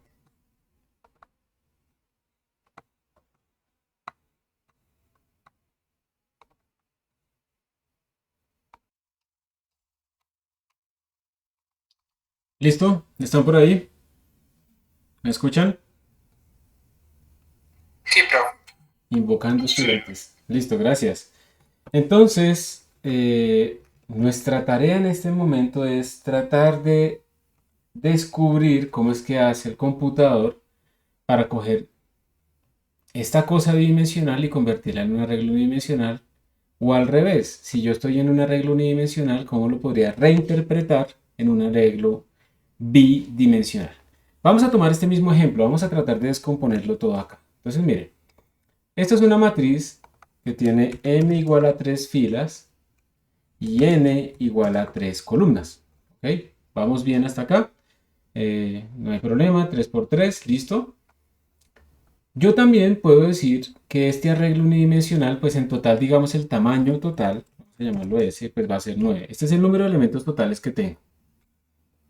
Entonces la pregunta es, si yo pido aquí un arreglo, una memoria, hago un vector, entonces yo escribo std vector,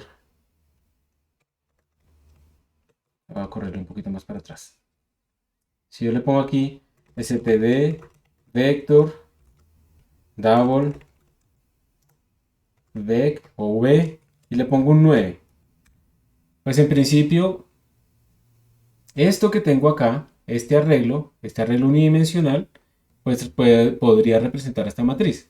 Pero este arreglo unidimensional pues tiene índices unidimensionales. Entonces este mantiene el índice 0, este tiene el índice, me toca ponerlos así, 1, este tiene el 2, este tiene el 3, este tiene el 4, este tiene el 5, 6, 7 y hasta el 8.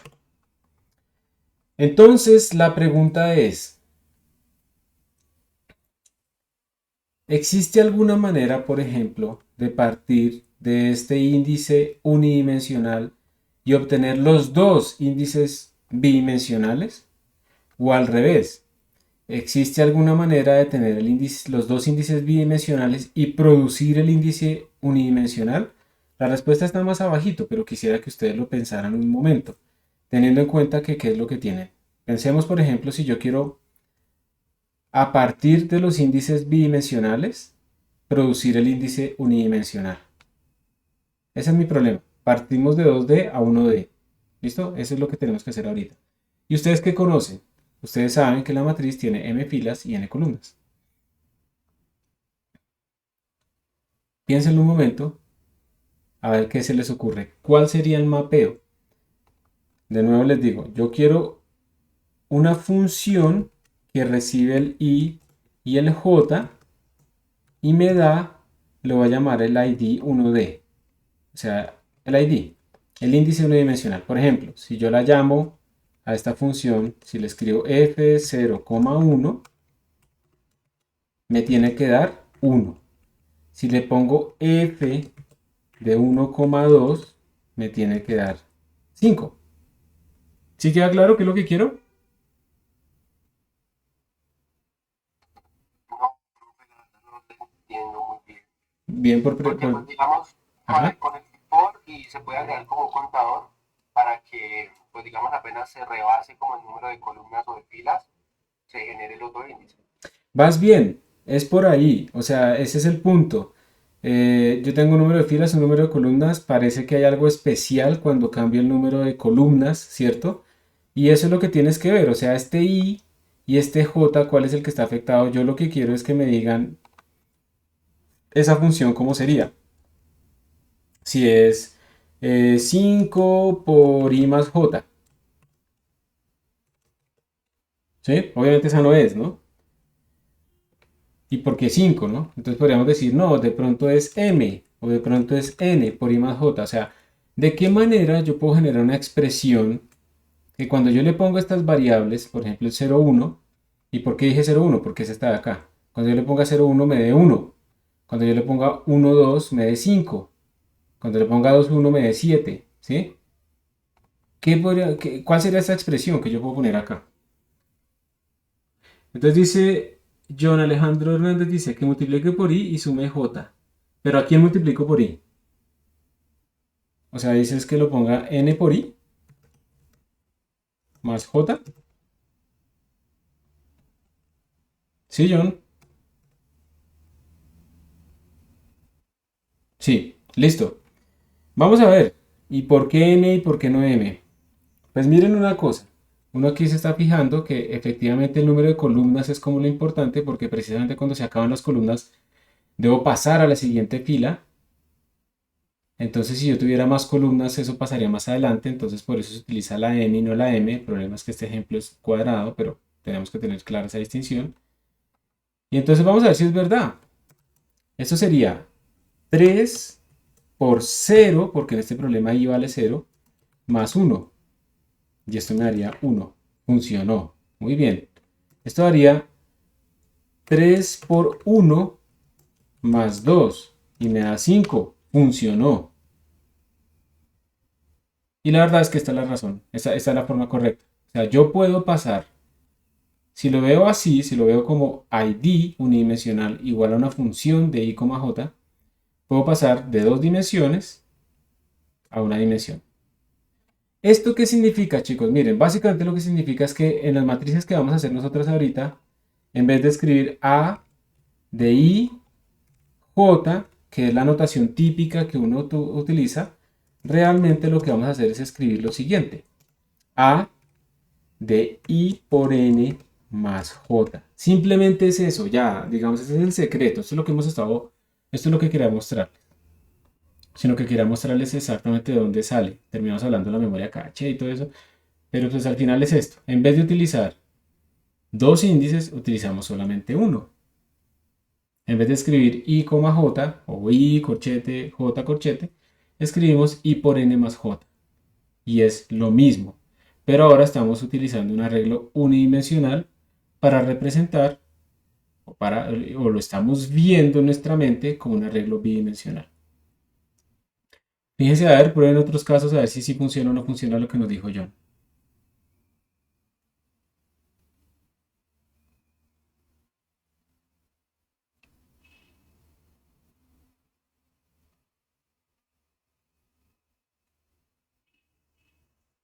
¿Funciona o no funciona?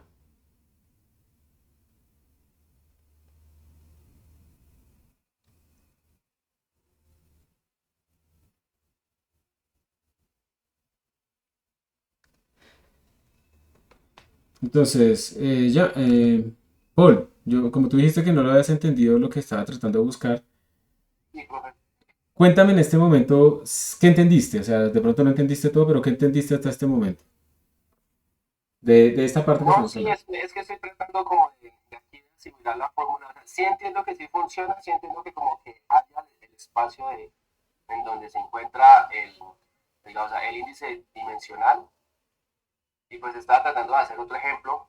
Por ejemplo, con el, no sabes, ahí está F1,1, entonces podría ser de F2,3.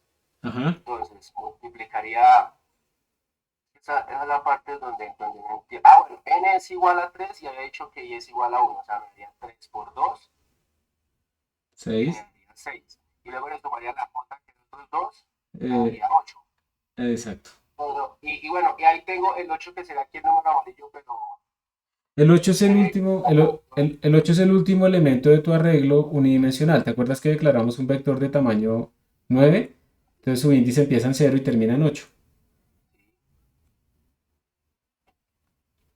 Por eso va bueno, hasta 8, entonces, ¿no? ah, bueno, sí, sí, profe, ya, sí, es que estaba, no había tenido en cuenta que, digamos, la cardinalidad empezaba desde cero. Sí, Eso. ya me quedó claro. Sí, la función es correcta, es una manera de hacer la transformación de dos dimensiones a una sola. Perfecto. Para este problema se supone que todo es contiguo, etcétera, etcétera. Pero cuando ustedes, y aquí está la garantía, cuando ustedes declaran un vector así, este man garantizado está contiguo en memoria. Garantizado. Entonces por eso damos todas estas vueltas. En el fondo es simplemente tratar de que sea lo más rápido posible. Obviamente también depende de cómo lo recorramos. Entonces podemos hacer for para el i, for para el j. Voy a volverlo a escribir acá. Entonces yo puedo escribir for, vamos a hacerlo, int i, bueno, i igual 0, mientras i sea menor que m, más i. Voy a hacer otro for, int j igual 0. Pues los declaro aquí la i y la j porque no la voy a utilizar por fuera, por eso los declaro en el for. J menor que n más j. Y entonces hacemos la operación. Digamos que la operación sea multiplicar por 2 cada elemento. Entonces lo que haríamos sería a de i por n más j igual a 2 por, bueno, 2 por a de i por n más j. O sea, es lo mismo. Solo que en vez de escribir, solo que en vez de haber hecho esto, a de i j igual a 2 por a de i j, en vez de utilizar dos dimensiones, estamos utilizando solamente una. Y aquí, no olviden, van el número de columnas. ¿Estamos? ¿Preguntas acá?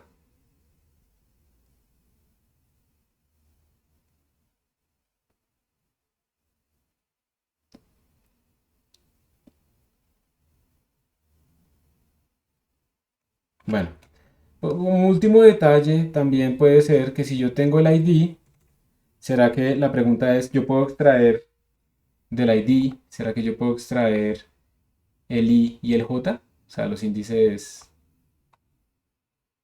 bidimensionales, teniendo en cuenta este mapeo. Y pues ahí ya vienen los trucos ¿qué? De los enteros en C++. Ustedes cogen el ID y lo dividen por n en una división entera, en una división que trunque, les va a salir i. Porque pues si ustedes hacen la operación les queda i más j sobre n, pero como j siempre es más pequeño que n, porque j está entre 0 y n menos 1, pues este valor siempre es menor que 1. Y recuerden que los enteros se truncan. Entonces, chao, me queda el i. Y la otra forma es id módulo n. Y eso me va a dar j, porque de aquí en la definición ustedes ven que esto es un factor de n y el módulo me dice lo que me sobra, que es j. Entonces también puedo sacar la inversa. A partir del unidimensional puedo generar los índices bidimensionales. Pero en general eso casi no lo vamos a hacer. Entonces, pues esa es la idea. Entonces, en resumen, vamos a usar arreglos unidimensionales para representar las matrices bidimensionales donde el índice I, J es I por N más J. Y ya. ¿Estamos? Ah, Sí, señor. Sí, señor. listo. Esto, si todavía queda como ahí como una disonancia rara que uno como que más o menos lo entendí, pero no le creo o lo que sea, es normal. Listo, es normal porque es la primera vez que uno ve este tipo de cosas, pero pues realmente ya cuando lo empecemos a operar van a ver que pues es completamente natural. Ya a mí nunca me enseñaron esto y esto yo me vine a enterar, esta técnica, fue cuando estaba en un curso en el ICTP allá en Italia y entonces estábamos haciendo la exploración de el ancho de banda de la memoria RAM de un computador y teníamos que hacer pues operaciones matriciales hasta que llegáramos al caché y todas esas vainas. Y entonces hacían todo esto con un arreglo unidimensional y yo no entendía eso y bueno, después a las patadas me tocó entender que esa era la razón. Entonces es preferible uno aprender esto desde antes para poder saber de dónde sale todo ese complique. Como les decía, pues la solución está acá. Esto, pues aquí está una matriz de m filas y n columnas. En este caso es rectangular para que sea más claro todo. En el caso de C++, pues esta matriz se va a representar de esta manera. Row major, ¿cierto? Esta es la primera fila, luego la segunda fila, ta, ta, ta, ta, ta, ta. Y esto pues es un arreglo unidimensional que tiene estos índices. Y entonces pues es la misma pregunta. ¿Cómo hago yo para mapear de 2D a 1D o de 1D a 2D? Y aquí está pues la solución, ¿sí? ID igual a I por N más J o la vuelta, que es utilizando la división entera o el módulo. Entonces esa es la idea, como les digo, les repito, la idea simplemente es que el I, J se va a reemplazar por I por N más J. Simplemente eso. No hay nada más. Una pequeña pregunta. Una pequeña pregunta. Ay, aquí como que no apareció. Si yo tengo una matriz que tiene el índice A sub I J, sería coger y escribir A de I por N más J. Y por favor asuman que esto es una matriz A matriz de M por N. ¿Listo? ¿Cuál sería el índice de la matriz transpuesta I, J? Sería A transpuesta ¿de qué? ¿Qué pongo ahí?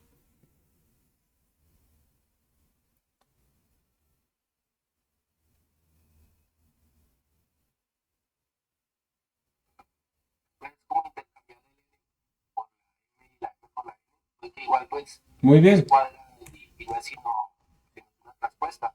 Pues si es cuadrada, no pasa nada si pongo M o N, pero como esta en general es una matriz rectangular, aquí sería así. Recuerden, lo que multiplica es el número de columnas. Y cuando yo transpongo, mi matriz transpuesta es una matriz de N por M. O sea que lo que antes eran mis filas, ahora son mis columnas, lo que antes eran columnas, ahora son mis filas.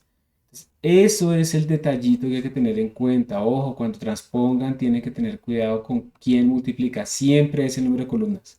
Por eso lo quise hacer así explícitamente para que lo vean. ¿Queda claro o hay alguna duda ahí?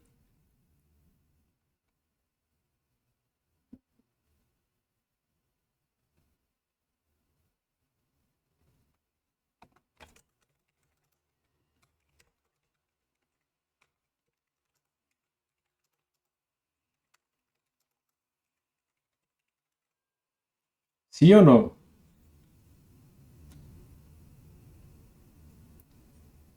Está claro. Bueno, listo. Listo, muchas gracias. Dedito arriba, listo, bien. Entonces, pues ya les voy a mostrar un código que hace cosas, ¿sí?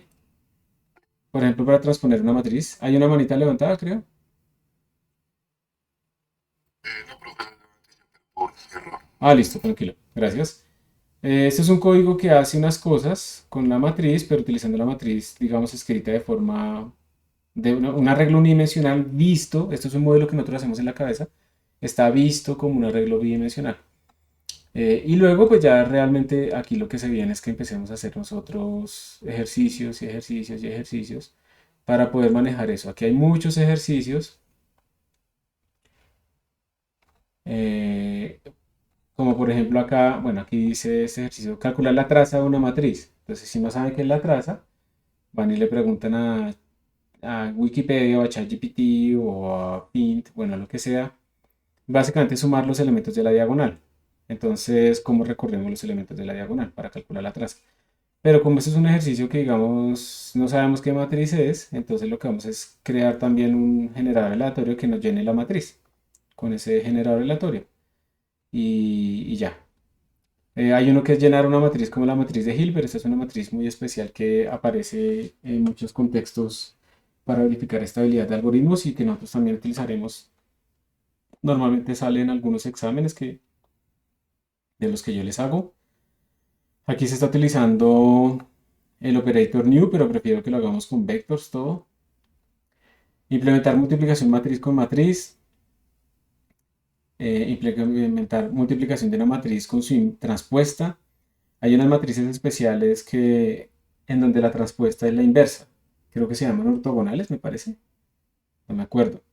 Entonces, tener esta operación implementada permite que nosotros podamos saber si una matriz es ¿qué? Es ortogonal o no. ¿Sí? Una función que nos permite calcular la potencia de una matriz, digamos, a a la 20, multiplicando la matriz a por a por a por a por a 20 veces. Esto nos permite también buscar matrices que son idempotentes de grado n. Entonces que a por a me da la inversa, o sea que a su misma inversa, o a por a me da la identidad y cosas así. Eh, Esto es la parte de la idempotencia, perdón, que me llega a dar la misma matriz. Pero hay una cosa importante, y es que nosotros como estamos haciendo operaciones de punto flotante, ustedes no pueden verificar la igualdad exacta, que esto valga exactamente cero, sino que ustedes tienen que verificar que la distancia entre esos dos elementos sea menor a un cierto de precisión que están definiendo. Entonces la norma se define de varias maneras, la norma de una matriz.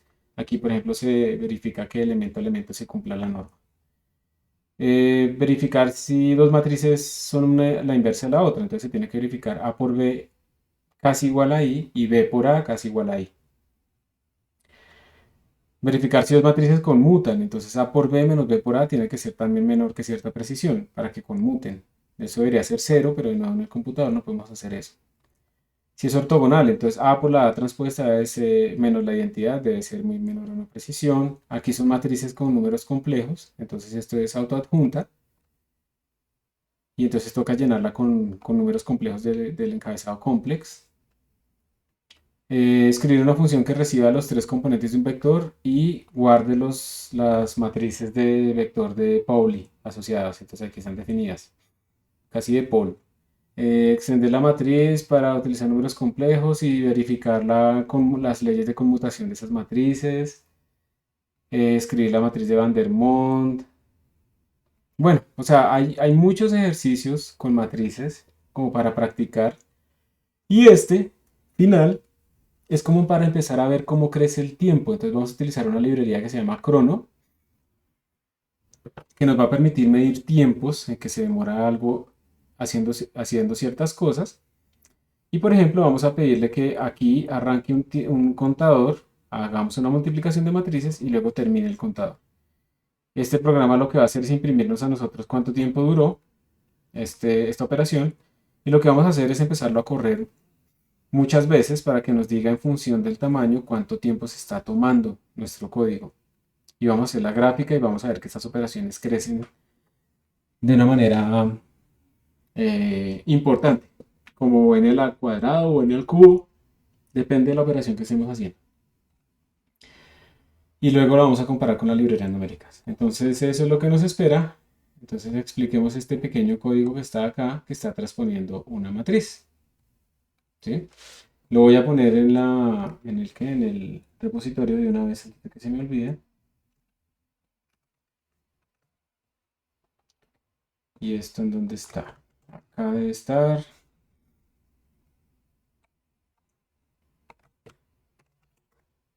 Listo.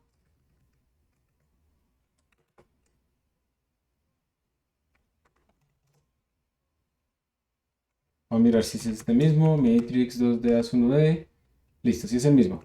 Tratemos de entenderlo primero y luego si lo ejecutamos. Tenemos una función que se llama fillMatrix, que lo que va a hacer es, le aumento la fuente acá, lo que va a hacer es recibir a la matriz, que es un vector unidimensional. Observen, esto es un vector unidimensional, aquí no tenemos vector de vector ni nada de eso, y va a recibir el tamaño, el m y el n. ¿Por qué me toca mandar el m y el n? Porque data tiene un tamaño que es m por n, y yo no puedo a partir de solamente esa información deducir cuánto es m y cuánto es n. Por ejemplo, si este vector es de tamaño 12, yo no puedo saber si eso es una matriz de 1 por 12, de 2 por 6, de 3 por 4, de 4 por 3, de 6 por 2 o de 12 por 1, ¿sí? O sea, realmente es imposible. Entonces, definitivamente nos toca mandar aquí el tamaño para poderle decir cuántas filas y cuántas columnas. Entonces, esto la va a llenar. ¿Y qué hace en este caso particular la llenada? Recibe nuestro arreglo, hace 2 por, uno para las filas, otro para las columnas, y al elemento i, j, que recuerden que i, j es i por n más j, donde n es el número de columnas, pues lo estamos llenando con ese mismo valor, i por n más j. Es con lo que ustedes quieran, aquí se llenó de esta manera. Luego hay otra función que es printMatrix, que recibe pues, nuestra matriz por referencia, pero constante, el número de filas y columnas. ¿Y cómo imprime? Otra vez un for, otro for, va imprimiendo nuestros datos. Cada columna está separada por un espacio y cuando se acaba las columnas, pasamos a la nueva fila, pues imprimimos un nuevo carácter. Y cuando terminamos de imprimir toda la matriz, otro nuevo carácter y ya se acabó. Y finalmente hay una que es para transponer. ¿Qué hace? Recibe nuestra matriz constante, esta es la matriz de entrada, recibe el m por el n y recibe una matriz de salida que no es constante, la va a modificar, la recibe por referencia y no es constante, la va a modificar. Miremos la función. Entonces de nuevo, aquí está. DataIn es la entrada, m y n es el número de filas y columnas de DataIn y esto es la salida. Entonces miren lo que hacemos, decimos de otra vez, vamos recorriendo nuestra matriz, m por n, y entonces este es el elemento i, j de mi matriz, y aquí hay un detalle que hay que descubrir. Y esto es lo que ustedes van a hacer en los últimos minutos, van a descubrir cuál es el problema. ¿Ok? Y lo van a corregir. Entonces vamos a hacer ¿qué? Breakout room. Ah, pero aquí está ya como que corregido. Espérense, 0123, 0123. Ah, sí, creo que yo ya lo corregí. Espérense, lo vuelvo a ejecutar. Ah, no les pude hacer la trampa. 0123, 0123, 4567. Sí, ya está corregido. El error era que yo había puesto aquí una N. ¿Sí? ¿Y eso estaría correcto o no estaría correcto? O sea, ¿por qué eso es un error?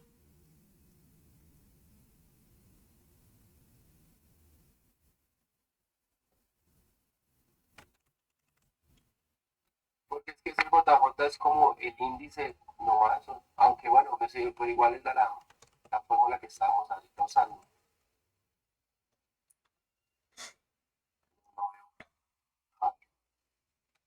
Voy a quitar estos resultados, voy a asegurarme de que me estén saliendo diferentes. Entonces, mira, si yo ejecuto esta vaina, me da esto que está acá. Esto es una matriz de... Ah, pero es que estamos haciendo una matriz cuadrada. Entonces vamos a hacer una jugada mejor. Vamos a ponerle una matriz que no sea cuadrada, sino una matriz así. 4 por 5. Entonces aquí salió mi matriz, 4 filas, 5 columnas. Y aquí salió la transpuesta. Entonces, ¿qué dicen? ¿Esta transpuesta está bien o no?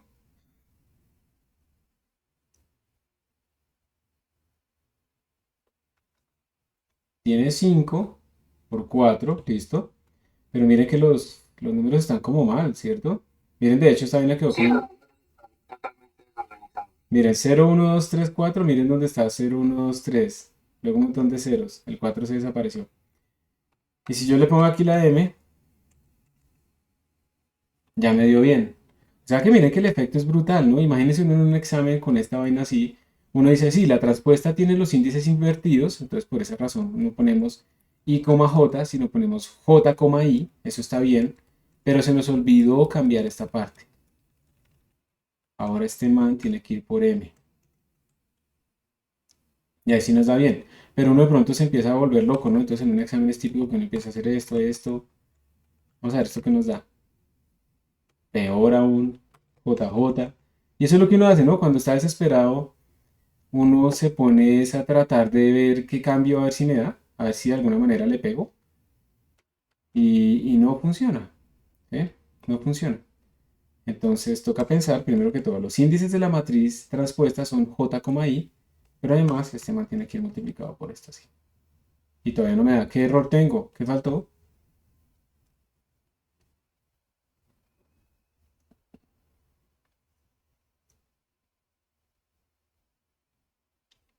Cambiar el segundo JJ por I.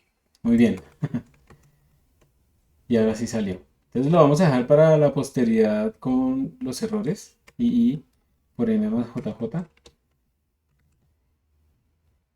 ¿Listo? Entonces eso es como lo más importante. Y pues, si quieren, escojan uno de estos problemas que les mostré para que lo hagamos. Para que yo lo haga. Y la idea es que ustedes empiecen a tratar de trabajarle más cosas después. Entonces, ¿cuál quieren que hagamos? El de la traza, el de la matriz de Hilbert y calcular la traza, implementar la multiplicación matriz por matriz. De esos tres, ¿cuál quieren que haga? Pues a mí me parece como interesante la de la multiplicación de matriz por matriz. Listo. Entonces hagamos ese. No sé Oh. si para los compañeros. ¿Sí? ¿Están de acuerdo? Bueno, Listo. Entonces, vamos a hacer lo siguiente. Como siempre, voy a tratar de crear un archivo que es como el main.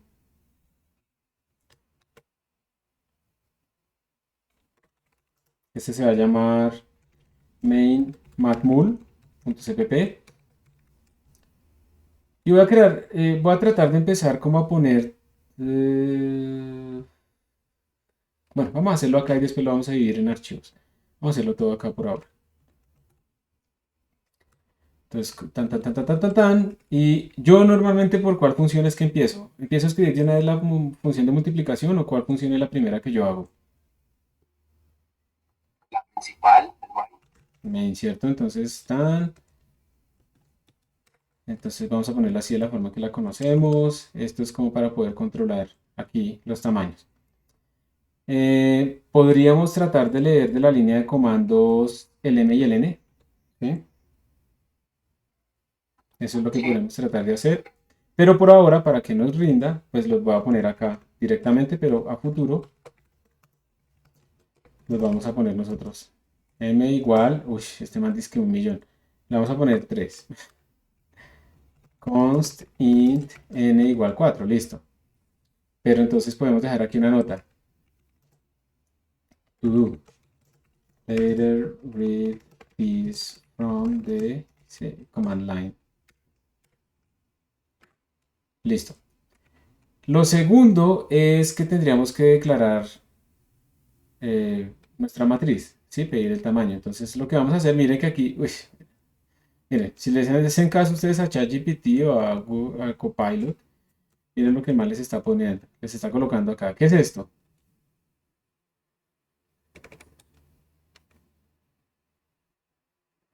¿Alguien ha visto esta vaina? Esto es un puntero unidimensional donde está utilizando punteros para pedir con malloc, que es otra cosa de C, el tamaño de la matriz y que toca utilizar esa sintaxis. Horrible. No, nosotros no lo vamos a hacer así. Nosotros vamos a utilizar cpd vector de double, ¿sí? Y le vamos a decir que se va a llamar, por ejemplo, A y su tamaño va a ser M por N. ¿Qué tal? ¿Les parece esta mejor o la anterior? esta está mucho más sencilla y no está recurriendo a funciones o métodos raros. Y además que Profe, una pregunta me surgió ahorita, pues que como vi que el Copilot le completó. El Copilot, digamos, cuando le completa a uno que use una función que no está incluida arriba, digamos, él sugiere eso o le toca como darse cuenta. a uno le toca darse cuenta de muchas cosas porque él te está sugiriendo no teniendo en cuenta necesariamente tu programa en este momento, a veces lo tiene en cuenta, pero generalmente él lo que dice es, esta persona me colocó acá como un comentario por tu field de matrix with random numbers. Entonces él parsea eso y él va y busca en su entrenamiento si hay algo similar para completarlo o no. ¿Sí? Entonces él no es tan inteligente. Por ejemplo, aquí no me lo está haciendo. No, claro, igual no, tampoco tiene en cuenta como lo que uno está usando, las librerías. No, Sí. bueno, ok, de todas maneras, claro, esta línea de código es mucho más sencilla y pues, es menos complicada. Simplemente está declarando un vector de tipo doble y se le da los parámetros de la matriz. Y tiene otra ventaja. La otra ventaja es que aquí se maneja automáticamente la memoria. O sea, todo lo que es pedir memoria y liberar memoria lo hace el vector automáticamente. Mientras que con la versión anterior que nos mostraba aquí el Copilot, a nosotros nos tocaba liberar esa memoria. Porque si no, nuestro programa iba a tener un leak. Pedimos memoria y no la devolvemos. Y eso, si se hace en una función, se convierte en esos programas que ustedes a veces han visto que tienen errores que uno los deja corriendo y van consumiendo y consumiendo y consumiendo memoria. ¿Sí? Entonces todo eso tiene ventajas por detrás. Bueno, aquí está la matriz inicializada. La ideal sería es volver esto una función, pero lo vamos a dejar acá. To do, make this a function or read this from a file. Normalmente los to se ponen en mayúsculas así. Y bueno, en esta configuración que tengo de Emacs me lo resalta, como para que se vean. Entonces ya tenemos la memoria, la inicializamos, puede ser con números aleatorios o lo que sea. Bueno, por ahora lo dejamos así. Entonces ahora ¿qué era lo que queremos hacer? Necesitamos dos matrices, ¿no? Realmente, porque Y queremos, hacer la multiplicación de dos matrices. claro. Entonces realmente necesitamos tres matrices. Todas tienen el mismo tamaño, pero no todas tienen la misma forma, ¿cierto? Ahora, pregunta, miren, Copilot me completó esta vaina así, m por n, m por n, m por n. ¿Todo eso está bien o hay algo raro?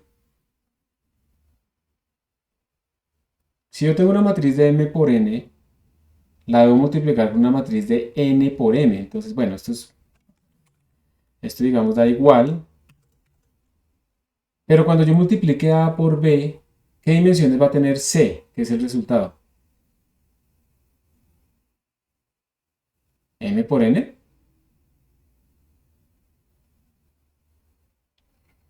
No, es la multiplicación de los índices, pero pues, me tocaría buscar cuál es para cuál. Cuando yo tengo una Porque matriz, pero bien, cuando tengo una matriz m por n y la multiplico por una matriz n por m, me quedo con los índices externos. Entonces esta me da una matriz m por m. sí, señor, sí, exactamente, eso era lo que estaba. ¿Listo? Entonces imagínense, tenemos que saber qué estamos haciendo, tenemos que corregir a Copilot. Eso es inevitable. No podemos creerle absolutamente todo. Ya tenemos nuestras tres matrices, tenemos que inicializar también a B, ¿cierto? Entonces deberíamos hacerle a B algo. B, ¿y esto que escribió Copilot, qué dicen ustedes? ¿Si está bien o no? Estos índices, ¿están bien o no están bien?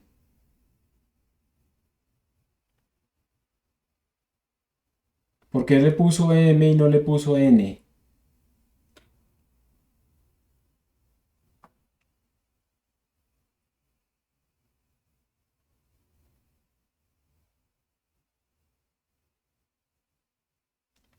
¿Tiene sentido o no tiene sentido? Voy a separarlo en dos for como para que quede más claro. Ese es el for para inicializar a. Entonces i por n más j, listo, ese es el elemento i, j. Ese es el for para inicializar a b. Pero resulta que b tiene n filas, pongámoslo así para que lo vean más claro, y m columnas. Se lo manejo con i, j, pues tendría que escribirlo de esta manera. Esta es la fila, esta es la columna, pero el número de columnas que él mantiene es m, no es n. Son dos matrices rectangulares, para que ustedes lo vean más claro. Una es así y la otra es así. Esto es A y esto es B. Entonces, por esa razón hay que tener cuidado con el número de filas y columnas. Y en este caso, hay que dárselo, hay que otorgárselo. Copilot lo hizo bien. Listo, ya están las matrices inicializadas. Y ahora pues vamos Vamos a... a una preguntita. En todo caso, pues que digamos, uno, no sé, que le complete el compilado, que cuando uno, digamos, en el proceso de crear el código, cometa esos errores, ¿qué tipo de error podría botar el compilador? Pues mira, el compilador casi que no se va a dar cuenta de esas cosas, sino que en tiempo de ejecución tú vas a tener problemas de segmentation fault porque estás accediendo a sitios de memoria que no tienes permiso. Dependiendo si Sí, por eso utilices, al si, punto. si utilizas, por ejemplo, los sanitizers, el sanitizer te podría decir de ciertos errores que no se detectan sin los sanitizers. Entonces, realmente ya es en tiempo real. Si quieres, ahorita le cambiamos un poco aquí le ponemos N y cosas así, y vamos a ver qué pasa. Listo, profe, vale. Listo, yo estoy colocando todo aquí en la función main, pero la idea es esto volverlo funciones, ¿no? To make this a function. Esto podría ser una tarea. Entonces, miren, aquí el copilot me lo está completando, pero yo antes quiero ir a ver, para que ustedes entiendan de dónde sale esa fórmula. Yo estoy seguro que eso sí lo hizo bien porque es que la multiplicación de matrices pues es básico. Pero vamos a ver la fórmula, que es básicamente una traducción de lo que vamos a encontrar acá. Entonces, uy, muy grande. Tengo una matriz, ¿sí? Que voy a multiplicar con otra matriz y me da la matriz de resultado. ¿Dónde está la formulita matemática? Acá. Entonces esto lo que me está diciendo es el elemento, mírenla, C de I, J va a ser igual a la sumatoria de K igual 1 hasta N de A y K más BKJ. Esto es lo que tenemos que hacer. Entonces nosotros vamos a empezar a llenar la matriz C. ¿Listo? Y para hacer eso, entonces yo no le voy a hacer caso aquí a este man. Voy a poner int II igual 0 para que se calme un poquito. Mientras, ya lo detectó. Mientras I sea menor que... Y aquí viene la clave. Recuerden, yo estoy recorriendo para llenar la matriz C. La matriz C tiene dimensiones m por m. Esa quedó cuadrada, entonces le pongo menor que igual que m. Más I. Abro y cierro. For int I, JJ, estas son las filas, las columnas, perdón, de la matriz C. Mientras JJ, que me faltó esto, ¿cierto? JJ sea menor que el número de columnas, que también es m. Más JJ. Miren que a uno le toca estar pensando mucho de estos límites. Uno no puede como andar colocando las cosas así, como a ver qué le da. Y aquí, pues si yo hago esto, C de II por M más J igual a 0, pues estoy llenando mi matriz C con ceros. O sea, no he hecho absolutamente nada, ¿cierto? Hasta acá. Y esto funciona. Pero ahora sí voy a hacer la multiplicación. La multiplicación me dice que este elemento, I, J, yo le debo acumular esta sumatoria. Entonces yo ya tengo el índice I, porque es esta misma I. Yo ya tengo el índice J, porque es esta misma J. Pero me falta hacer otro for sobre una K. Entonces vamos a hacer el otro for sobre la K, que es lo que tanto está molestando de ese compilot. Entonces, for int kk igual a 0, 0, no 1, mientras kk sea menor que esta n, que es el índice interno de las filas o columnas de estas matrices, más kk. ¿Qué voy a hacer? Vamos a aplicar exactamente esto. Vamos a decir, C y J es la acumulación de esta vaina. Entonces vamos a decirle C de II más M, perdón, por M más JJ. A este elemento le vamos a sumar. ¿Y qué le vamos a sumar? Lo que dice esta vaina. A de I, K, que sería A de I por número de columnas de A, que es N, más KK. Esto es A de K. K. ¿Listo? Por B, y aquí dice B de K, J. Entonces, KK por M más JJ. ¿Por qué? Pregunta, ¿por qué le pongo N a la A y por qué le pongo M a la B?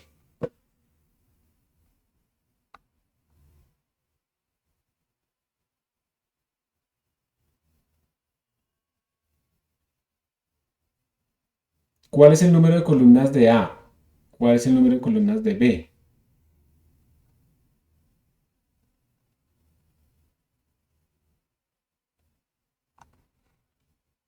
Número de columnas de A es n, por eso aquí va multiplicando por n. Número de columnas de B es m, por eso aquí va multiplicando por n. Y ahí, hasta aquí, hemos hecho ya nosotros una multiplicación de matrices. Y aquí solo nos quedaría imprimir.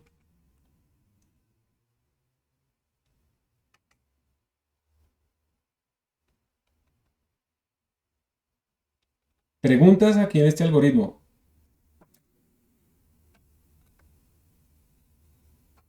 Sí, profe, arriba en la parte donde dice allocate memory for the matrix, la matriz P se definió como n por m y la matriz A como m por m.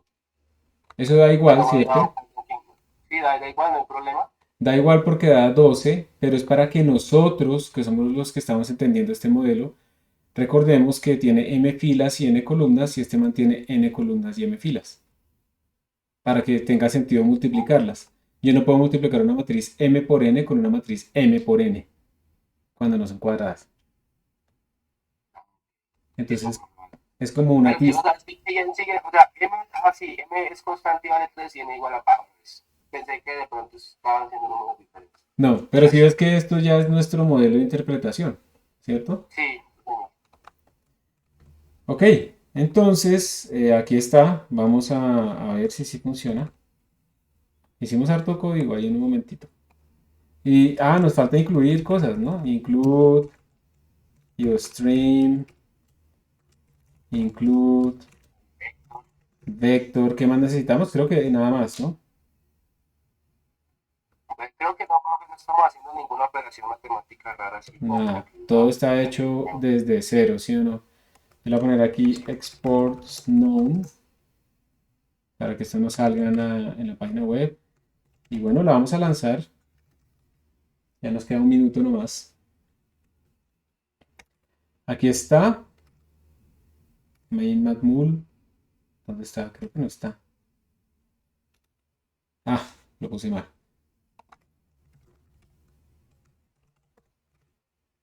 Ahí está. Sí.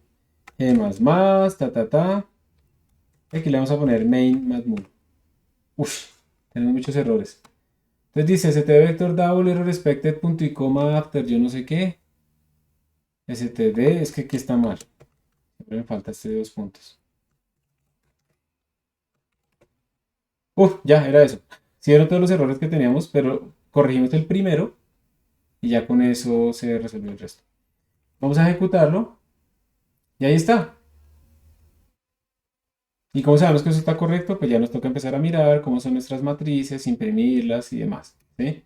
Pero ya podemos multiplicar. Por último, digamos lo que decíamos ahorita, que qué tal que yo me equivoque aquí con el m y el n. Entonces digamos que yo le pongo aquí n, ¿sí? El sanitizer se dio cuenta que yo traté de acceder a un sitio de memoria que no es correcto, ¿listo? Pero si yo le quito los sanitizers y vuelvo a compilar, él me bota cosas. Entonces hay que tener mucho cuidado. Hay que usar el sanitizer, porque si no, no nos damos cuenta de los errores que podemos cometer. ¿Entendido? Sí, profe. Sí, vi el ejemplo. Gracias. Entonces git add matmul main matmul. Vamos a mirar qué más hay. Git add matrix. Git commit -m. Add matmul example. Yo no les voy a dejar esto como tarea, pues porque la semana de colchón y no sé qué, y ustedes vieron que también les corrí la actividad en Moodle. Pero fuertemente les recomiendo que cojan este código, por favor, ¿sí? Y lo vuelvan funciones para que vean detalles de eso y verifiquen que es correcto y empiecen a jugar con tamaños cada vez y más grandes. ¿Está bien? Una sugerencia. Sí,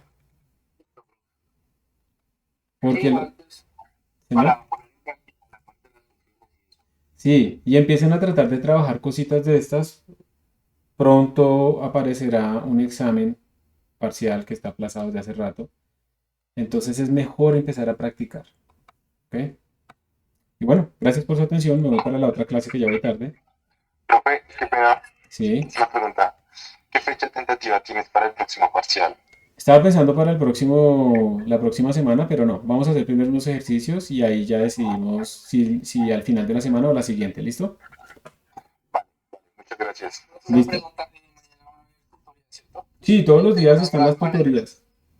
listo, con el ejercicio y pues tratar de practicar, hacer el de Hilbert para mañana ver cómo me queda. Perfecto. En las tutorías está el estudiante, pero si en algún momento quieren que yo esté, me avisan a ver si no tengo reuniones y me meto también. ¿Listo? Listo, listo. Bueno, muchas gracias por su atención, por venir a clase, por su participación. Nos vemos en la siguiente. Listo, profe, buen día, muchas gracias. Igual a ustedes, que estén muy bien. Eso, profesor. Hasta Gracias. pronto, que estén bien.